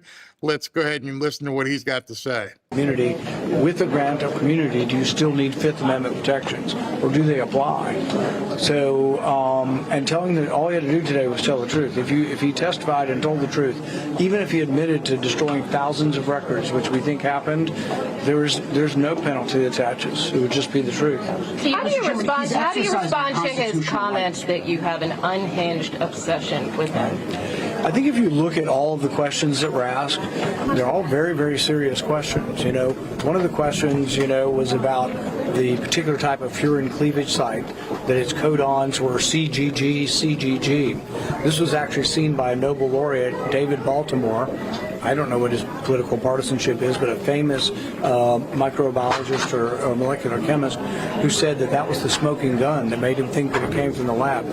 All of these were scientific questions. There were some questions about, being him entertaining and advocating with government employees for monetary prizes and awards.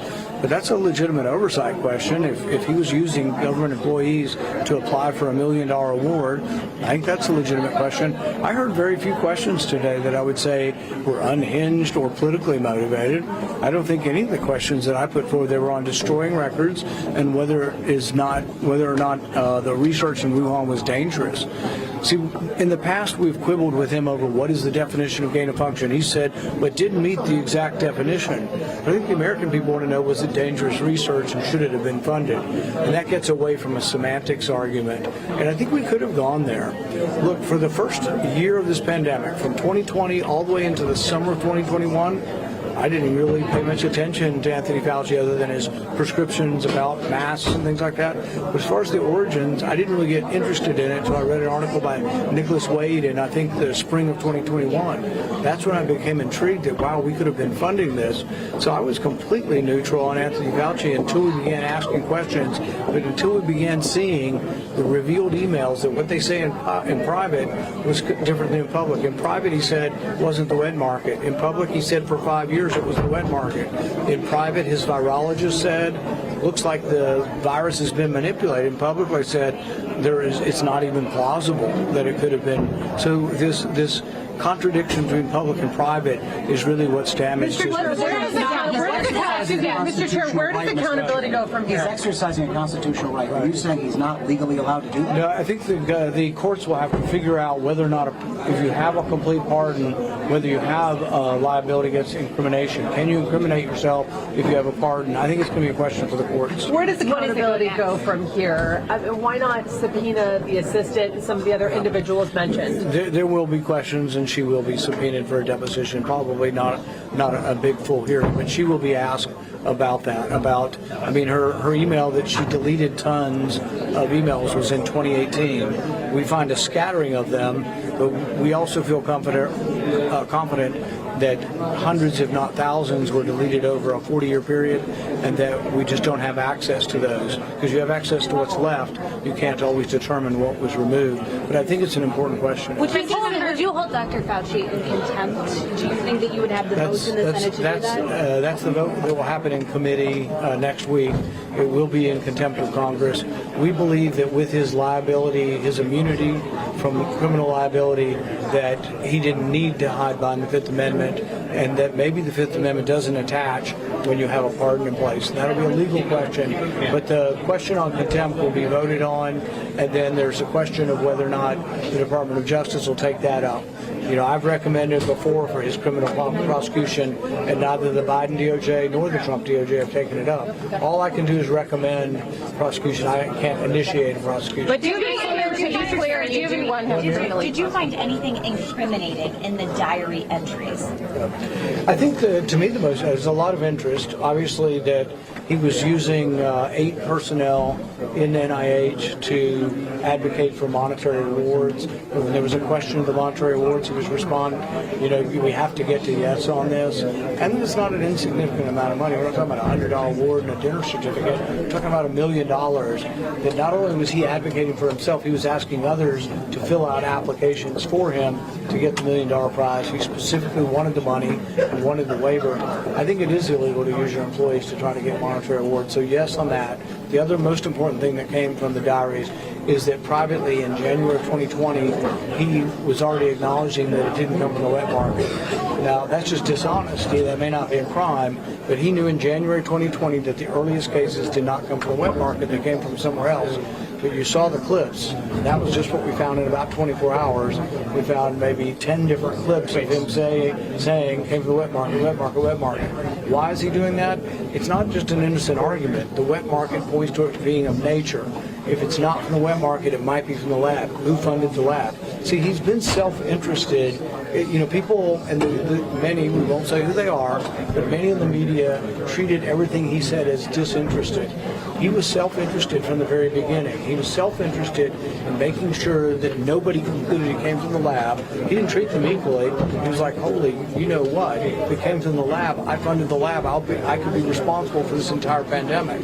And so he, I think, obscured any facts that would have led to his conclusion. But look, it's not just me. If you were to ask, 100 scientists are in this area, there's a split in them. And even the ones who say they might still think it's nature are saying, like Christian Anderson, I'm still 30% it might be, and maybe we overstated our case. The fact that the virologist that wrote Proximal Origins, that he commissioned, he edited, and then he displayed from the White House, the fact that the authors of that have doubts really should lead us all to have some doubts. I got one or two more. You already had one here. Can I ask you about the president's praise? He has said some positive comments about you. Leading up to this hearing, did you talk to the White House at all? I didn't, but I always love getting praise from the president. One more here. Senator, if there is so much there, and you have referred him to the DOJ, to the Trump DOJ, why have they not taken anything up against him, especially since they have taken it up against one of his colleagues? Right. Well, I think the case against David Morenz is pretty significant. I think when Senator Scott pointed out that he threw his friend under the bus, David Morenz has eaten at the house. He's broken bread with Fauci. They were friends for 20 years. His chief assistant for 20 years. What did Fauci say about him in the investigating the house? Hardly knew him. Worked in another building. Didn't come to our policy meeting. He downplayed the association because the things that Morenz was caught saying were so clearly illegal and unsavory. But here's my question. I wonder what David Morenz today, under indictment, has to say about Anthony Fauci. So I think there is the potential that David Morenz has information that would be very interesting to all of us. But as far as who gets to determine things, it's like your question on the pardon.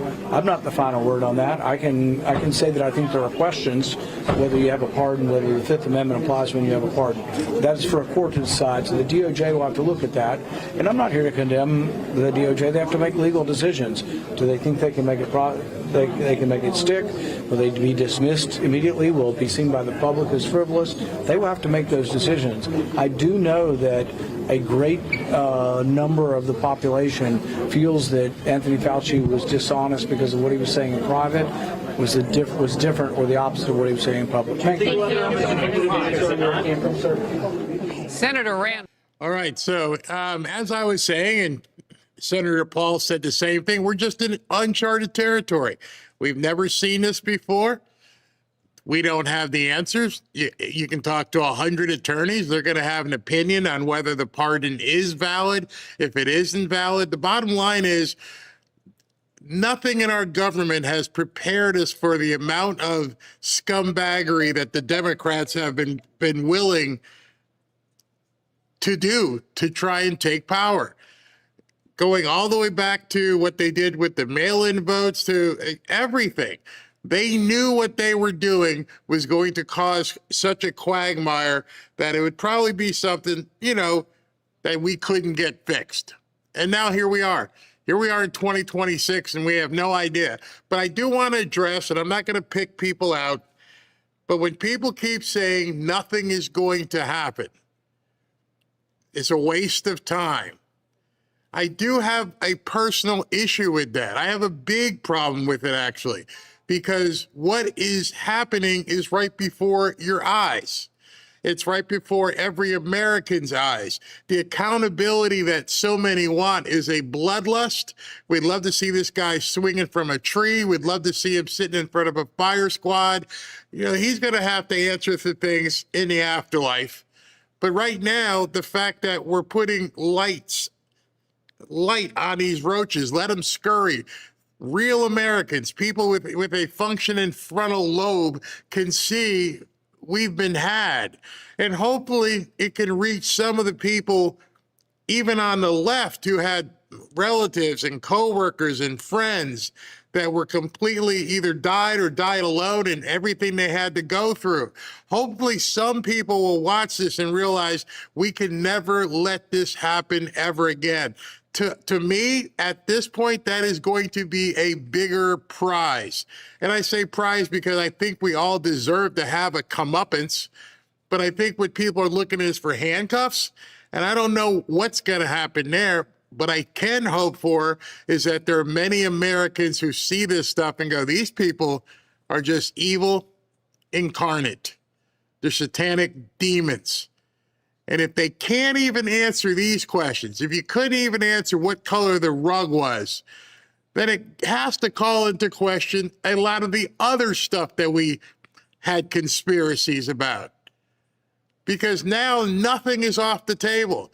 Yes, I believe at this point that they've done bad things to kids. Notice one of the questions during this testimony was, were you taking the parts of aborted babies and doing stuff with them and, taking it, grinding them up and making stuff and giving it to people? That's hellacious. That is insane. He couldn't answer that, but you heard it. And it makes you think, so were they doing stuff to kids, and were they all the kind of crazy stuff they say were crazy? All of us now have to step back from everything you've seen for the last couple of years and say, could my government really have been running an MK Ultra campaign?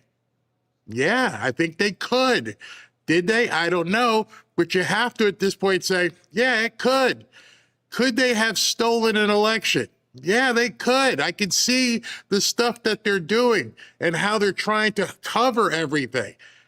First and foremost, did you do this? No, I didn't do it. Did you eat babies? No, I didn't do it. They're so afraid of people finding out the truth that the truth is staring them right in the face. And so when you say nothing's happening, I gotta tell you you're wrong. Because I've gotten texts, I've gotten calls from people I haven't spoken to in a long time going, I can't believe this. That's the accountability. The accountability is people you haven't talked to in a while going, whoa, this doesn't look right. This doesn't smell right. That's the kind of accountability that changes things. The kind of accountability where you can look on X right now and see who was talking about this and who is avoiding it. You know the normal voices. You know the normal people who have so much to say. Go look at their profiles today. I'm not even going to say the names because I don't want anyone to feel like I'm picking on people. But you know the people who scream the loudest about Trump. You know the people who bitch about everything. Go look at their profiles. I challenge you to go look at their profiles. I'm like, wait a second. For the last 3 hours, you didn't say anything about this? You didn't even use your megaphone to talk about this? We expect it from the media. We expect the media will look the other way. But there's a lot of people right now, and if you do what I just did, if you take the challenge I just gave you, you're going to be embarrassed. You're going to be embarrassed that you ever gave an ounce of credibility or a millisecond of your time to some of the people who just, I don't know, just didn't even want to mention what they just saw. I challenge you. You know the names. Go look on their profiles. They're active. There's one guy who's out there all the time, 24/7, does live. Nothing. This is a credibility destroyer. People ask me, Barry, are you going to cover this? I'm like, I have to. I have to get my butt out of bed, and I'm going to have to sit here for 3 hours and 15 minutes because I have to. This is something we all should be screaming from the top of our lungs on a mountain. Look at what this guy did and look how he's acting. And so I challenge you. I want you to challenge each other. Go look at so-and-so's profile. Do it as soon as you leave here. And then watch. I'm like, wait a second. You got a big-ass mouth about everything else? You're always screaming about Trump? And you didn't even make a single post? This didn't get you so irate that you didn't go live or make a video or even make a comment anywhere? You got some decisions to make, especially some of the people who said nothing happened. Oh, a lot happened, because that's something else. Now you have a reveal on some of the people you may listen to. There is so much that happened this morning, so much. Jonathan Turley's talking right now. He's a lawyer. Let's see what Jonathan Turley has to say. What he did today, maybe not 111 times. What is the final word on whether or not they can bring him in contempt? Well, Harris, this is a bit of a murky question with regard to the impact of a presidential pardon. His attorneys are probably on good ground that the courts are likely to adopt an expansive view of the pardon in terms of its protection, but also allow him to avoid any further culpability by invoking the privilege, that the pardon would not extinguish that ability. But really, the tough moment for him came at the end when Senator Paul crafted a question that said, I'm asking you this question within the limits of the period of your pardon. Now, that was a very important framing, because he's saying, I'm not asking you to say anything after the pardon, where he could obviously claim privilege. I'm talking about the period for which you were pardoned. That's going to present this in the clearest way to the court. Now, it was also raised whether he might have waived his privilege because he made a long statement, or a relatively long statement, before the invocation.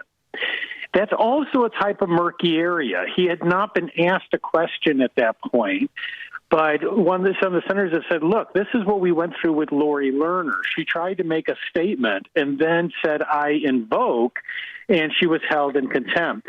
So that's going to be another issue that they raise. I think that Chairman Paul is right. These are going to have to be resolved in the courts. Yeah, I mean, what you were talking about there only made me... No doubt. Someone as esteemed as Jonathan Turley is basically going, I had no idea. I don't know how the hell we resolve this. So the only resolution we can count on is each other. SV had posted something in the chat. Let me see if I can find it real quick. And he said, just imagine your relatives. I'm paraphrasing. Your relatives, your coworkers, your friends. Here it is right here. This quote here. It said, if I had taken the jab, watching Dr. Fauci plead the fifth would terrify me. Yeah, that's what you need to tell your friends. It's like, did you take it? Did anybody die? Did a family member die? A coworker, somebody you were close to? And here was the guy that they had to ask questions about. And again, no, I got to take the fifth. I have no explanation why my mother, my sister, my coworker, my friend, I've got no idea why they died, how this thing happened. You told me not to take ivermectin. You told me I couldn't do this. You told me I had to do this and do this. I did everything, and they still died. And the guy who was supposedly on stage at every damn meeting and show and loving the celebrity said, I can't say anything. I can't talk about it. What do you mean?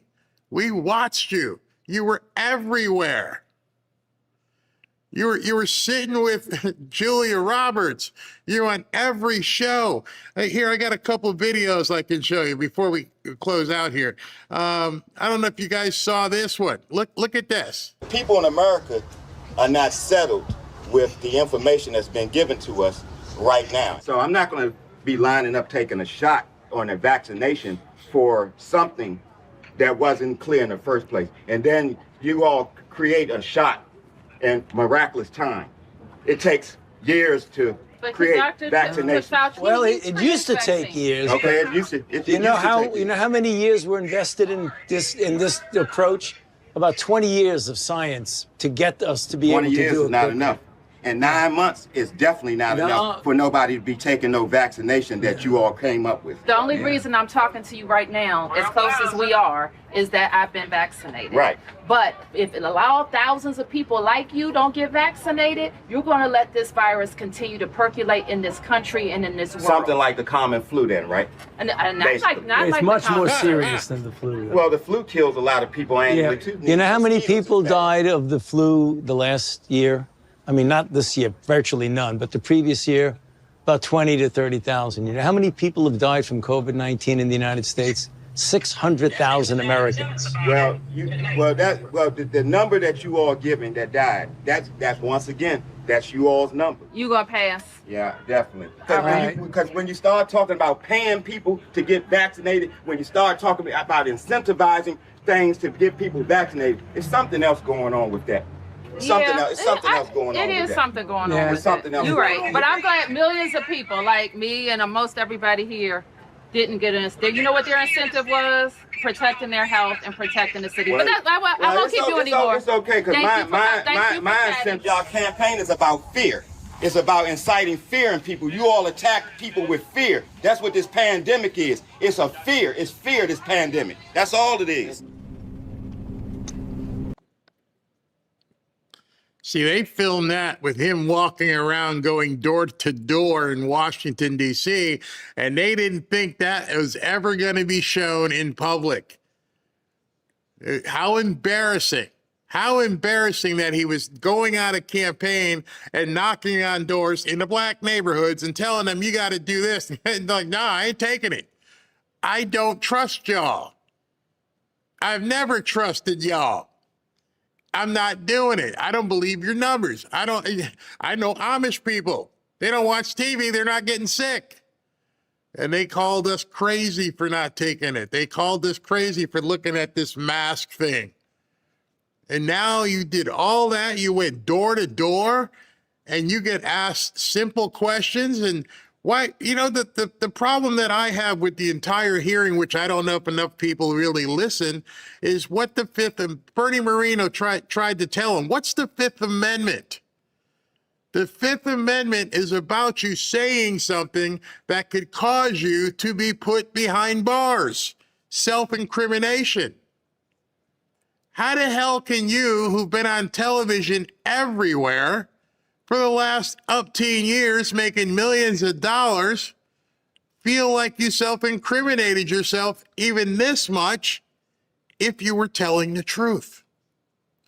See, that's the part nobody in the media is talking about is, what are you worried about incriminating yourself? He answered, pled the Fifth 111 times. You're telling me not even one of those, you could have made it 110? What color is the carpet? The carpet's blue. Nope, couldn't even answer that. What's your name? What's today? Nope, none of it. Every single question he backed away from. You know who should have been asking questions? Relatives. Relatives and coworkers and friends should have came out and said, my sister died. My mother died. I didn't get to see her. Under what basis should I have not been able to be with my family member? And let him look at somebody in the eye whose family, friend, or coworker died and go, I got to take the fifth. What do you mean? How the hell are you going to incriminate yourself? They did what you told them to do. Here he is on CNN doing the same thing. I would hope that if, in fact, we get to the point where the volume of cases is such and organizations like the CDC recommend, CDC doesn't mandate anything, I mean, recommends that people wear masks, I would hope that they abide by the recommendation and take into account the risk to themselves and to their families. And again, we're not talking about forcing anybody to do anything. Totally understood. There is a perception out there by many, how many I don't know, that they don't work and that the data concludes that they didn't work in the first go round. Respond to that on masks. Yeah, well, that's not so. I mean, when you're talking about at the population level, that the data are less strong than knowing that if you look on a situation as an individual protecting themselves or protecting them from spreading it, there's no doubt that masks work. Different studies give different percentages of advantage of wearing it, but there's no doubt that the weight of the studies, and there have been many studies, indicate the benefit of wearing masks. I'm going to refer to one of them. You've heard about it before. I heard about it from a number of radio callers. Brett Stevens in The Times talked about Cochrane. Put that on the screen. The most rigorous and comprehensive analysis of scientific studies conducted on the efficacy of masks for reducing the spread of respiratory illness, including COVID-19, was published last month. Its conclusions, said Tom Jefferson, the Oxford epidemiologist who is the lead author, were unambiguous. There is just no evidence that masks, make any difference. He told the journalist Mayan Damasi, full stop. But wait, hold on. What about the N95 masks as opposed to the lower quality surgical or cloth masks? Makes no difference. None of it, he said. Well, what about the studies that initially persuaded policymakers to impose mask mandates? They were convinced by non-randomized studies, flawed observational studies. How do we get beyond that finding of that particular review? Yeah, but there are other studies, Michael, that show at an individual level for individual. There will always be other stories. See, that's another fallback, because if you're funding people, they're going to give you the information the way you want it to be positioned. I don't even know how many doctors there are in the world, but you're going to find someone who's like, oh, my study shows this. And that way you just reduce your culpability. When you're talking about the effect on the epidemic or the pandemic as a whole, the data are less strong. But when you talk about as an individual basis of someone protecting themselves or protecting themselves from spreading it to others, there's no doubt that there are many studies that show that there is an advantage. When you took at the broad population level, like the Cochrane study, the data are less firm with regard to the effect on the overall pandemic. But we're not talking about that. We're talking about an individual's effect on their own safety. That's a bit different than the broad population level. See, these guys are so adept, so skilled at talking. The average person watching at home thinks he just spouted something concrete, when all he did was, well, there's other studies that say different. That's like you telling me Brussels sprouts taste good. And I'm like, well, some people think Brussels sprouts are great. Barry thinks Brussels sprouts are like, yeah. That's all that means. Hey, what do you think about the New York Giants, SV? Oh, I think they're great. No, they suck. Well, some people, I've done a poll, and some people think that the New York Giants are good. They need help, but nonetheless, that's how they phrase it to people. Oh, there's studies, other studies that say otherwise. You have them with you? Who did it? How were they verified? Nope, doesn't say any of that. Other studies show this. Oh, I'm Anthony Fauci. I don't agree with this study. I got other studies that contradict what that one says, but believe me, because I'm Anthony friggin' Fauci. And somebody please explain to me how he was the highest paid person in government. How is his salary $480,000? How is his salary so much higher than even the president? How'd that happen? Now, I saw some people in the chat saying that, if he had answered even one question, he could basically invalidate the entire Fifth Amendment thing. But he already did that at the outset when he started talking. If you're going to take a Fifth Amendment, the first thing you should say, hey, do you have a statement? Oh, that's a question. Nope, I don't have a statement. I'm invoking my Fifth. But no, he made a statement. So I don't know. There's lawyers everywhere. I'm not one, and I don't pretend to be one. All I do know in regards to this is, yes, a lot got exposed because he wouldn't say anything. All right, very quickly before we end today, I do have a message, an interview from Brightcore. As you know, aging has always been the one thing that money couldn't change. No matter how wealthy or powerful someone is, everyone eventually faces the same biological limits and the same biological end. Today, though, that's beginning to change, or they're trying to change it. Some of the world's richest people, like Jeff Bezos, Peter Thiel, and even Elon Musk, are investing billions of dollars into research aimed at showing or even reversing the aging process. Instead of focusing on treating individual diseases like cancer or Alzheimer's, they're asking a much bigger question. What if aging itself can be treated and ultimately lead to immortality, which I don't think many people would actually want?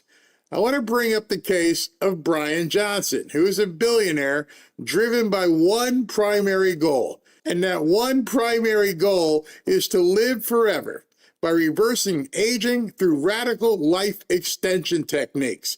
You got to watch this. Science is actually pretty fascinating. Regular transfusions of the blood of a younger, physically fit donor can significantly retard the aging process. Them going insane. Brian Johnson. He calls himself the world's most measured human. He's spending $2 million a year on a team of 30 doctors. To reverse aging. All right, well, Talmadge will be up first. Is that cool? Whoa. One liter out, 1 liter in for me, 1 liter out for me, liter into Dad. So I mean, I guess it's, with Talmadge, he's been on Blueprint for 2 years now with me, and we do all of our blood work together. And you're right, if you look at the results of our blood work, we're almost indistinguishable. I could be a part of a Blueprint therapy that would help reverse my age and my dad's age and my grandpa's age all at the same time. And so I was ecstatic to have that opportunity to be a part of that. That's me in the bag. That's a nice looking bag. I created this human. He's now almost 18 years old. We're now doing this together. I never imagined in my entire life this kind of relationship with my child. Thanks. This is way out of my league. I have no idea what the hell this guy is doing. This is Brian Johnson. I think he's like 48, and he's like trying to be a human vampire, it seems. Doesn't want to die. Obviously doesn't go out much in the sunlight. So it's kind of scary to even talk about him. So I decided who better to bring on than Kim Bright, the founder of Brightcore, to help us understand what in the hell this insanity is that we're watching. What, Kim, what is that? Well, I kind of feel bad that I'm the one that you thought of to talk about the crazy crap. But, my pastor wasn't available. Okay. It's like, let's get the exorcism done, This is cuckoo. I mean, to me, this seems demonic, Barry. These billionaires want to play God, and they're turning to some very disturbing practices. in an effort to try and achieve immortality. I mean, this is nuts. Brian Johnson, he's basically taking blood from his son, and his son thinks this is such a good thing to slow down the aging of his own body. But does he look like the picture of perfect health to you, this guy? No, he's pasty. I mean, he's absolutely pasty. He's so pasty, yes. And I'm thinking to myself, what in the hell did his son think? I mean, you're looking in the mirror and you're looking at that, and it's like, hey, Dad, I look like something. What was that show where the vampires, Buffy the Vampire, and all that crap? It's absolutely insane. Oh my gosh. Yeah. And the Munsters, they look like the Munster family. Remember those? I mean, that's crazy. But, you know, you can see his evolution. In 2018, he looked very toxic to me. That's a very toxic look. And then his evolution doesn't seem to be pointing to signs of aging, of healthy aging. I mean, now he looks more like a robot or a vampire as each year's going by. And, you know, this guy, as you said, he's 48. But Barry, I'm 71. I don't do any of these strange procedures, never done any of this stuff. I don't do Botox. I don't do all that stuff in your face. I don't put the extensions in my hair. I'm all natural. But I don't claim to look 48. But I think I look healthier than this guy at 71. I think I look healthier. You know what's funny is that these people who chase down immortality, I think you mentioned demonic earlier. I really think it's a people who have a fear of death. Live your best life, live healthy, and when it's your time to go home, you go home. Why are you? The only reason you'd be doing this is if you're afraid of what happens afterwards. I think that is hitting the nail on the head. I mean, you know, to me, God has given us all this natural stuff, and that's what I've done. I've always been natural, and that's the same thing that I've always suggested to the people I've counseled over the years. Because guess why? It gives the best results.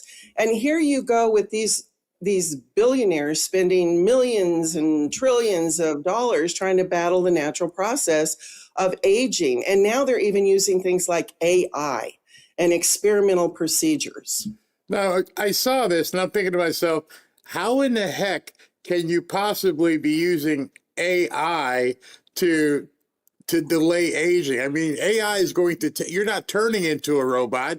You're actually just trying to learn some stuff. Maybe, you know, I use AI for the show. I use it for research and to a certain extent diet. But what the hell are these people doing? Well, I got to tell you, I've never used AI. Don't think I ever will. But there's actually a lot of people who are using AI chatbots to actually go get medical advice. And the suggestions that they're getting can be wildly inaccurate and dangerous. I mean, you're not even getting good advice from your doctors half the time because they're totally schooled in Western approach, writing prescriptions and all that. Now you're going to listen to your computer? I mean, come on, people, wake up. And Brian Johnson, Barry, he's one of these people who's used AI to build his health and longevity regime. And I don't think it's done him any favors. Do you? No, in fact, I've heard, and I was trying to confirm it before we did this interview. I understand he may be, you know, declining in health. Oh, yeah. He was recently diagnosed with autoimmune gastritis. Now, that is an incurable chronic condition that's causing the immune system to mistakenly attack the cells that you need in order to produce stomach acid in order to digest and absorb essential nutrients. So all his messing around, look where it's got him. And now he's trying to live longer, look younger, and essentially achieve immortality. And yet he just posted a video titled, "Why My Stomach is Eating Itself." You know, it's one thing for somebody to make their own decisions in regards to how they want their lives to go. But now he's involved an 18-year-old son. He brought his son into this, who is only following what his dad is telling him, and who knows what he's going to turn his son into. I know. That's the part that I disagree with the most. I mean, the poor kid is such a bad example here. But here's the fact. We cannot stop the aging process. That is unnatural, it's unrealistic and objective, and it was never God's intention for us to live forever on this earth. But we can do things to age more gracefully and live a better quality of life while we're here.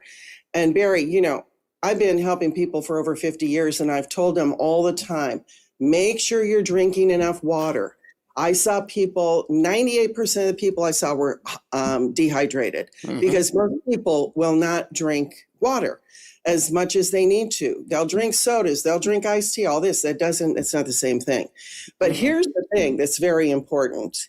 How do we get that water, if you do drink the water, to actually make a difference in your health and how well we're aging? Because hydration is key, and it's not just about drinking water. It's about how well your cells can actually grab onto it and utilize it to hydrate and keep the whole body functioning properly. Now, there's people out there that use electrolytes, and there are a lot of people taking electrolytes now. They become popular, and they do a good job of getting the water in, but they only function for a short period of time. The problem is, in order to get the health benefits, that you need to find a way to retain the water intercellularly. That's what a lot of people, especially down here in South Florida, they don't understand that. I just had my grandson here for 12 days training for football. He's from North Carolina.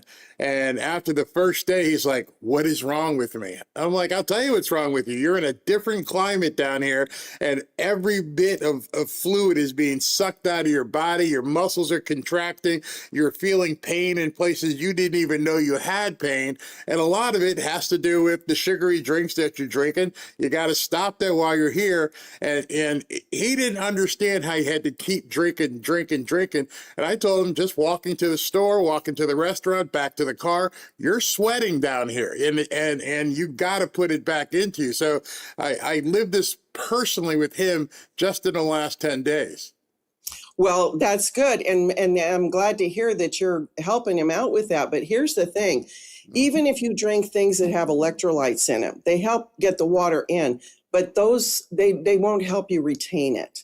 Right. And when I'm telling you to stay hydrated, I'm talking about keeping your cells hydrated, because the cells are the fundamental pillar that all of our biological systems are based on. When our cells get dehydrated, Barry, our energy level goes lower because the electrical impulses aren't communicating. All kinds of things are happening. We're aging more rapidly. Our cognitive function declines because our brain is like drying up like a sponge, and the intercellular activity can't send the neurons where they're supposed to go and everything. Our blood gets thicker.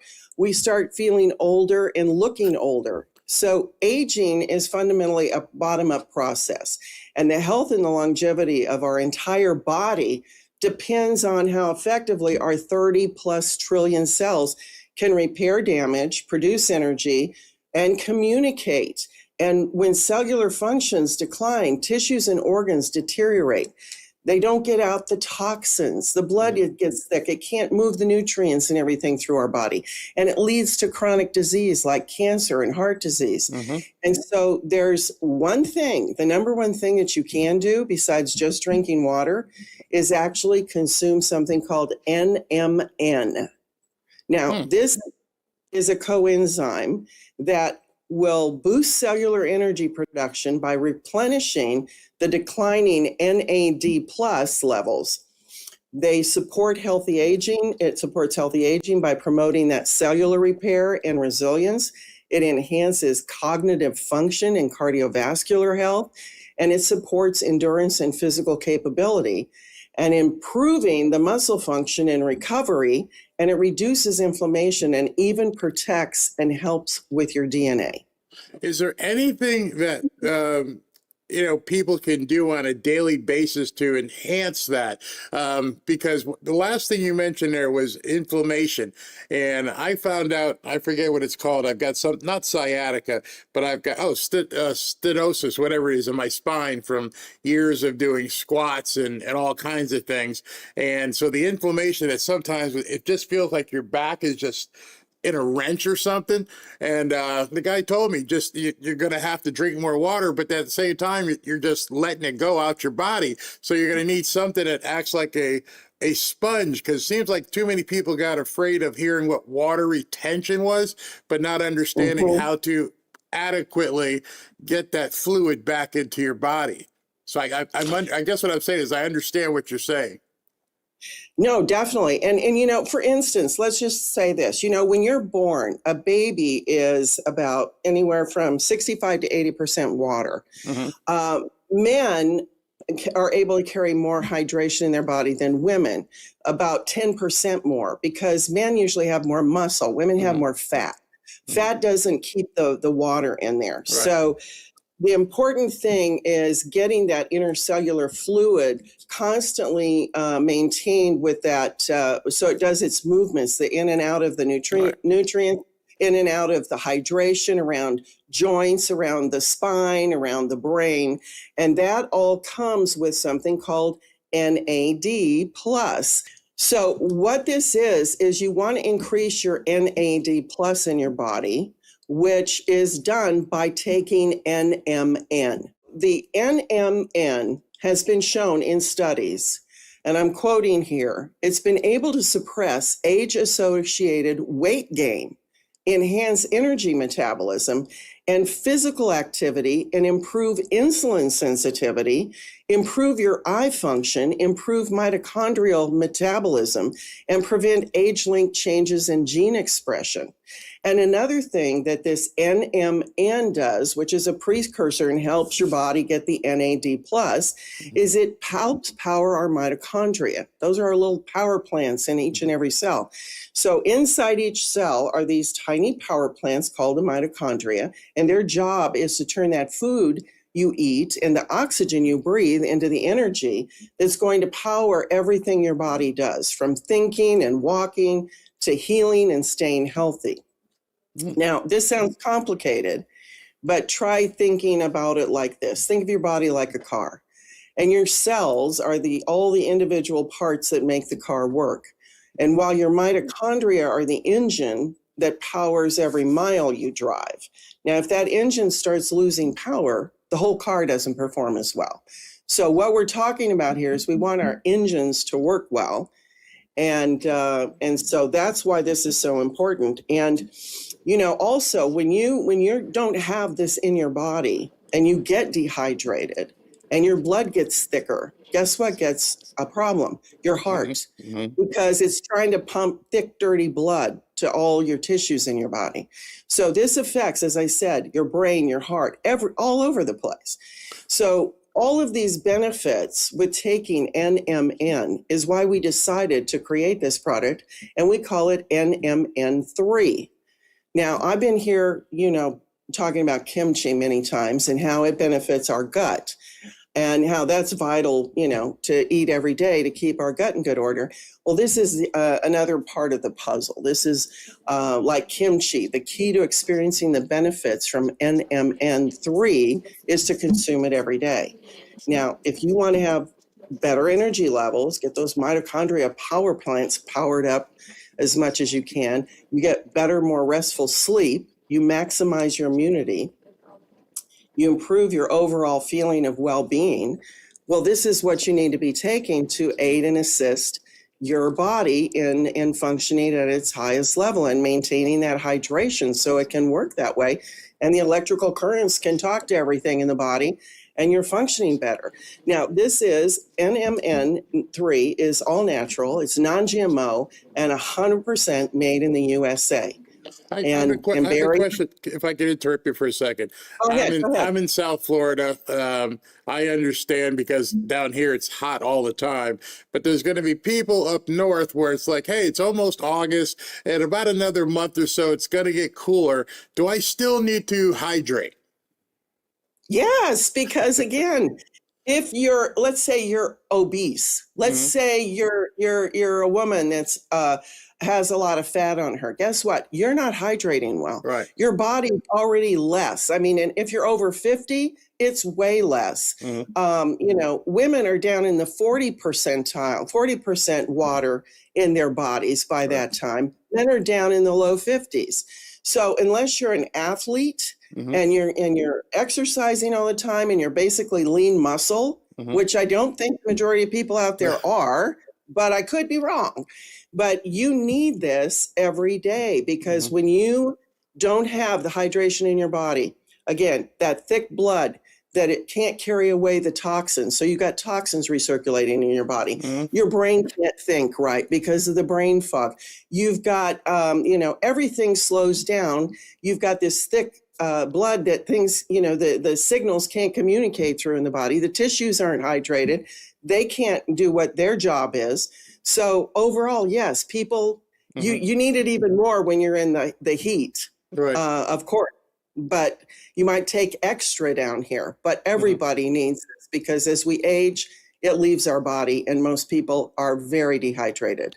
You know, I lived in Connecticut, and one of the things people don't realize is we layer up in the fall and winter with sweaters, and then when it comes to winter, but then again, your body is inside still sweating, and you don't realize it because you take off all the layers, and you're, oh, it's nice out, or I'm in a heated building, but you're still sweating, and that stuff is excreting from your body. So tell me more about MNN. What is that? Something new you guys have? Yeah, and it's something we saw the benefits. I mean, people, if you're getting cramps and you're a woman or you're a man, you're dehydrated probably more than anything. And so you've got to keep that intercellular fluid in there, and that's what NMN does. And again, there's so many benefits that we went over, and this is a very vital thing that I think everybody needs. And so we normally don't do discounts on our new products. But because the Fanfare viewers have been so great to us, we want to give your audience an exclusive offer to try this so they can see just how powerful this addition to their daily routine can be. So today, Barry, your viewers can get 25% off their order of NMN3 using the code Barry, or call us at 888-418-6738 to get up to 50% off your order, plus free shipping. Now, the first 100 callers are going to get a free bottle of our Fortify with their order. And Fortify contains all 9 essential amino acids to protect against cellular damage, help retain that muscle mass, which helps you retain that water, boost hormone production, and support brain chemistry. So remember, you only get the best discounts in that free bottle of our Fortify when you call in. And again, that number is 888-418-6738. All right, Kim, I hope people understand, one, not to do the vampire type stuff that Brian Johnson's doing. Number two, to stay hydrated throughout the summer, even into the fall and winter if you live up north. And three, appreciate all the information that you brought today. So I greatly appreciate it, and thank you very much. Thank you, Barry. You have a blessed day. You too. All right, so before we go, I just wanted to show you something that President Trump had posted in regards to the whole Fauci thing. Excuse me, President Trump put out there today, many more people died of it under the Biden administration than under Trump administration. Operation Warp Speed was a spectacular success. Not sure why he says that, but that's what he said. In fact, many say one of the most successful things ever done by an American president. Hold on. I have an alarm here.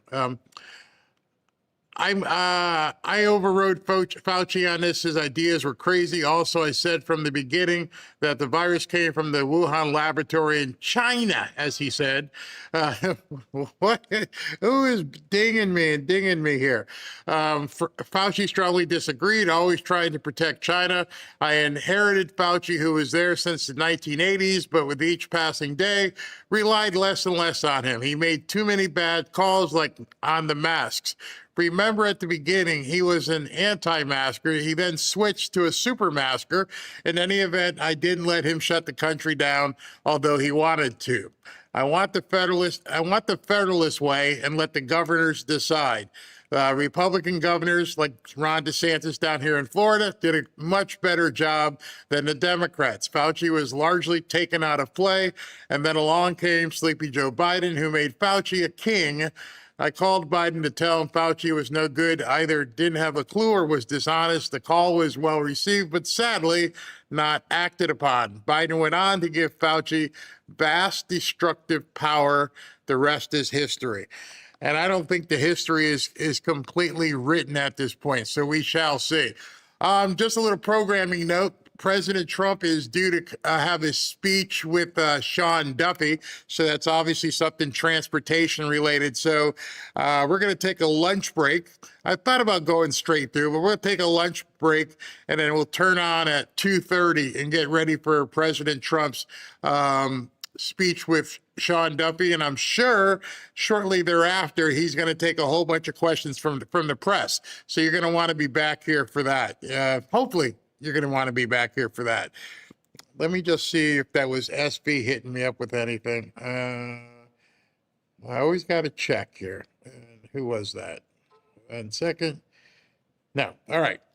Now, let me go ahead and do super chats, and we all can break for lunch and be back here at 2:30. And here we go. All right. So, bing. Good. Ooh, Indian woman. You talking about Fauci killed my husband. So sad. So sad. Sorry to hear about that. Moshe, just end the hearing, a jail. I would have loved for him to have walked out the hearing and then there'd be guys out there with cuffs just waiting for him. Fazul, China and deep state, fingers on the same hand. Yep. Which is very interesting given the fact how President Trump has spoken about Xi Jinping. Buddy Sanders, I personally had a very bad reaction to a flu vaccine in 2006. Almost unalived me. Wow. Fazul, his lawyer knew he'd be gagged. Slick move, scared. Yeah, because that'll be all over the news with the CNNs and MSNBCs that they threw his attorney out. Indian woman, Fauci, my husband can't plead the fifth. You murdered him. Give Fauci to Russia. Yeah, that would be nice. So many stories like that. Macon Blankenship, there was no way the doctor was going to keep me and our kids out of the room when my wife died. Oh, man, these things are touching. Chiosap, I thought with the pardon, he can't plead the fifth. Like I said, it's open to debate from many different attorneys, so I guess we'll find out. Eden Vision, all my love and prayers to you all, fanfare. Thank you. We do have to watch, but we don't have to be consumed by evil. Thank you, Barry. Love one another and God, by whom all blessings flow. Very much. Thank you. Barry Canova, Bernie Marino, damn, yeah, that was pretty awesome. Making Blankenship again. Popcorn isn't doing it. Time for me to start drinking. We're way beyond popcorn, I guess. You're right. Jonathan, the Lord used Senator Marino to allow Fauci to freely repent multiple times. He didn't. Fauci's in deep trouble with the Lord. Yeah, there's your ultimate accountability right there. Making Blankenship, I don't believe it was just aborted kids. Yep, there you go. That's what I'm going to tell you. You're being a conspiracy theorist. Barry, Rand Paul has to get rid of dippity-doo curls. Stray shot, pleading the fifth, ruined the pardon. I hope it did. I hope it did. I don't know. We'll see. Linda, Kerry Mullis and his partner won the Nobel Prize for developing the PCR test that was used to diagnose this thing. He hated Fauci and said he was a bureaucrat, not a scientist. Sick. Chiosop, Anthony needs to be put in a room with those impacted by his hoax and couldn't be with their family. Let them get some Anthony souvenir pieces. And also, Bill Gates complicit. Where are the test children? So many questions. But that in itself is indicative of what I was saying about it is happening. There is something happening. We're all seeing. And, you know, many of us knew and felt it, but now many more people who weren't allowed to hear the messaging are hearing it. That in itself is a big win as far as I'm concerned. We couldn't be having this video. We couldn't be having this conversation if it was a couple years ago. It would just go blank. They didn't want us to talk about it. They kick you off YouTube. They kick you off Facebook. They kicked you off the old Twitter. It was insidious what they did. Luckily, that changed. All right, I'll see you guys at 2:30. Thanks for tuning in for a long one today. I can guarantee you the afternoon show at 2:30 will not be that long. All right, see you then.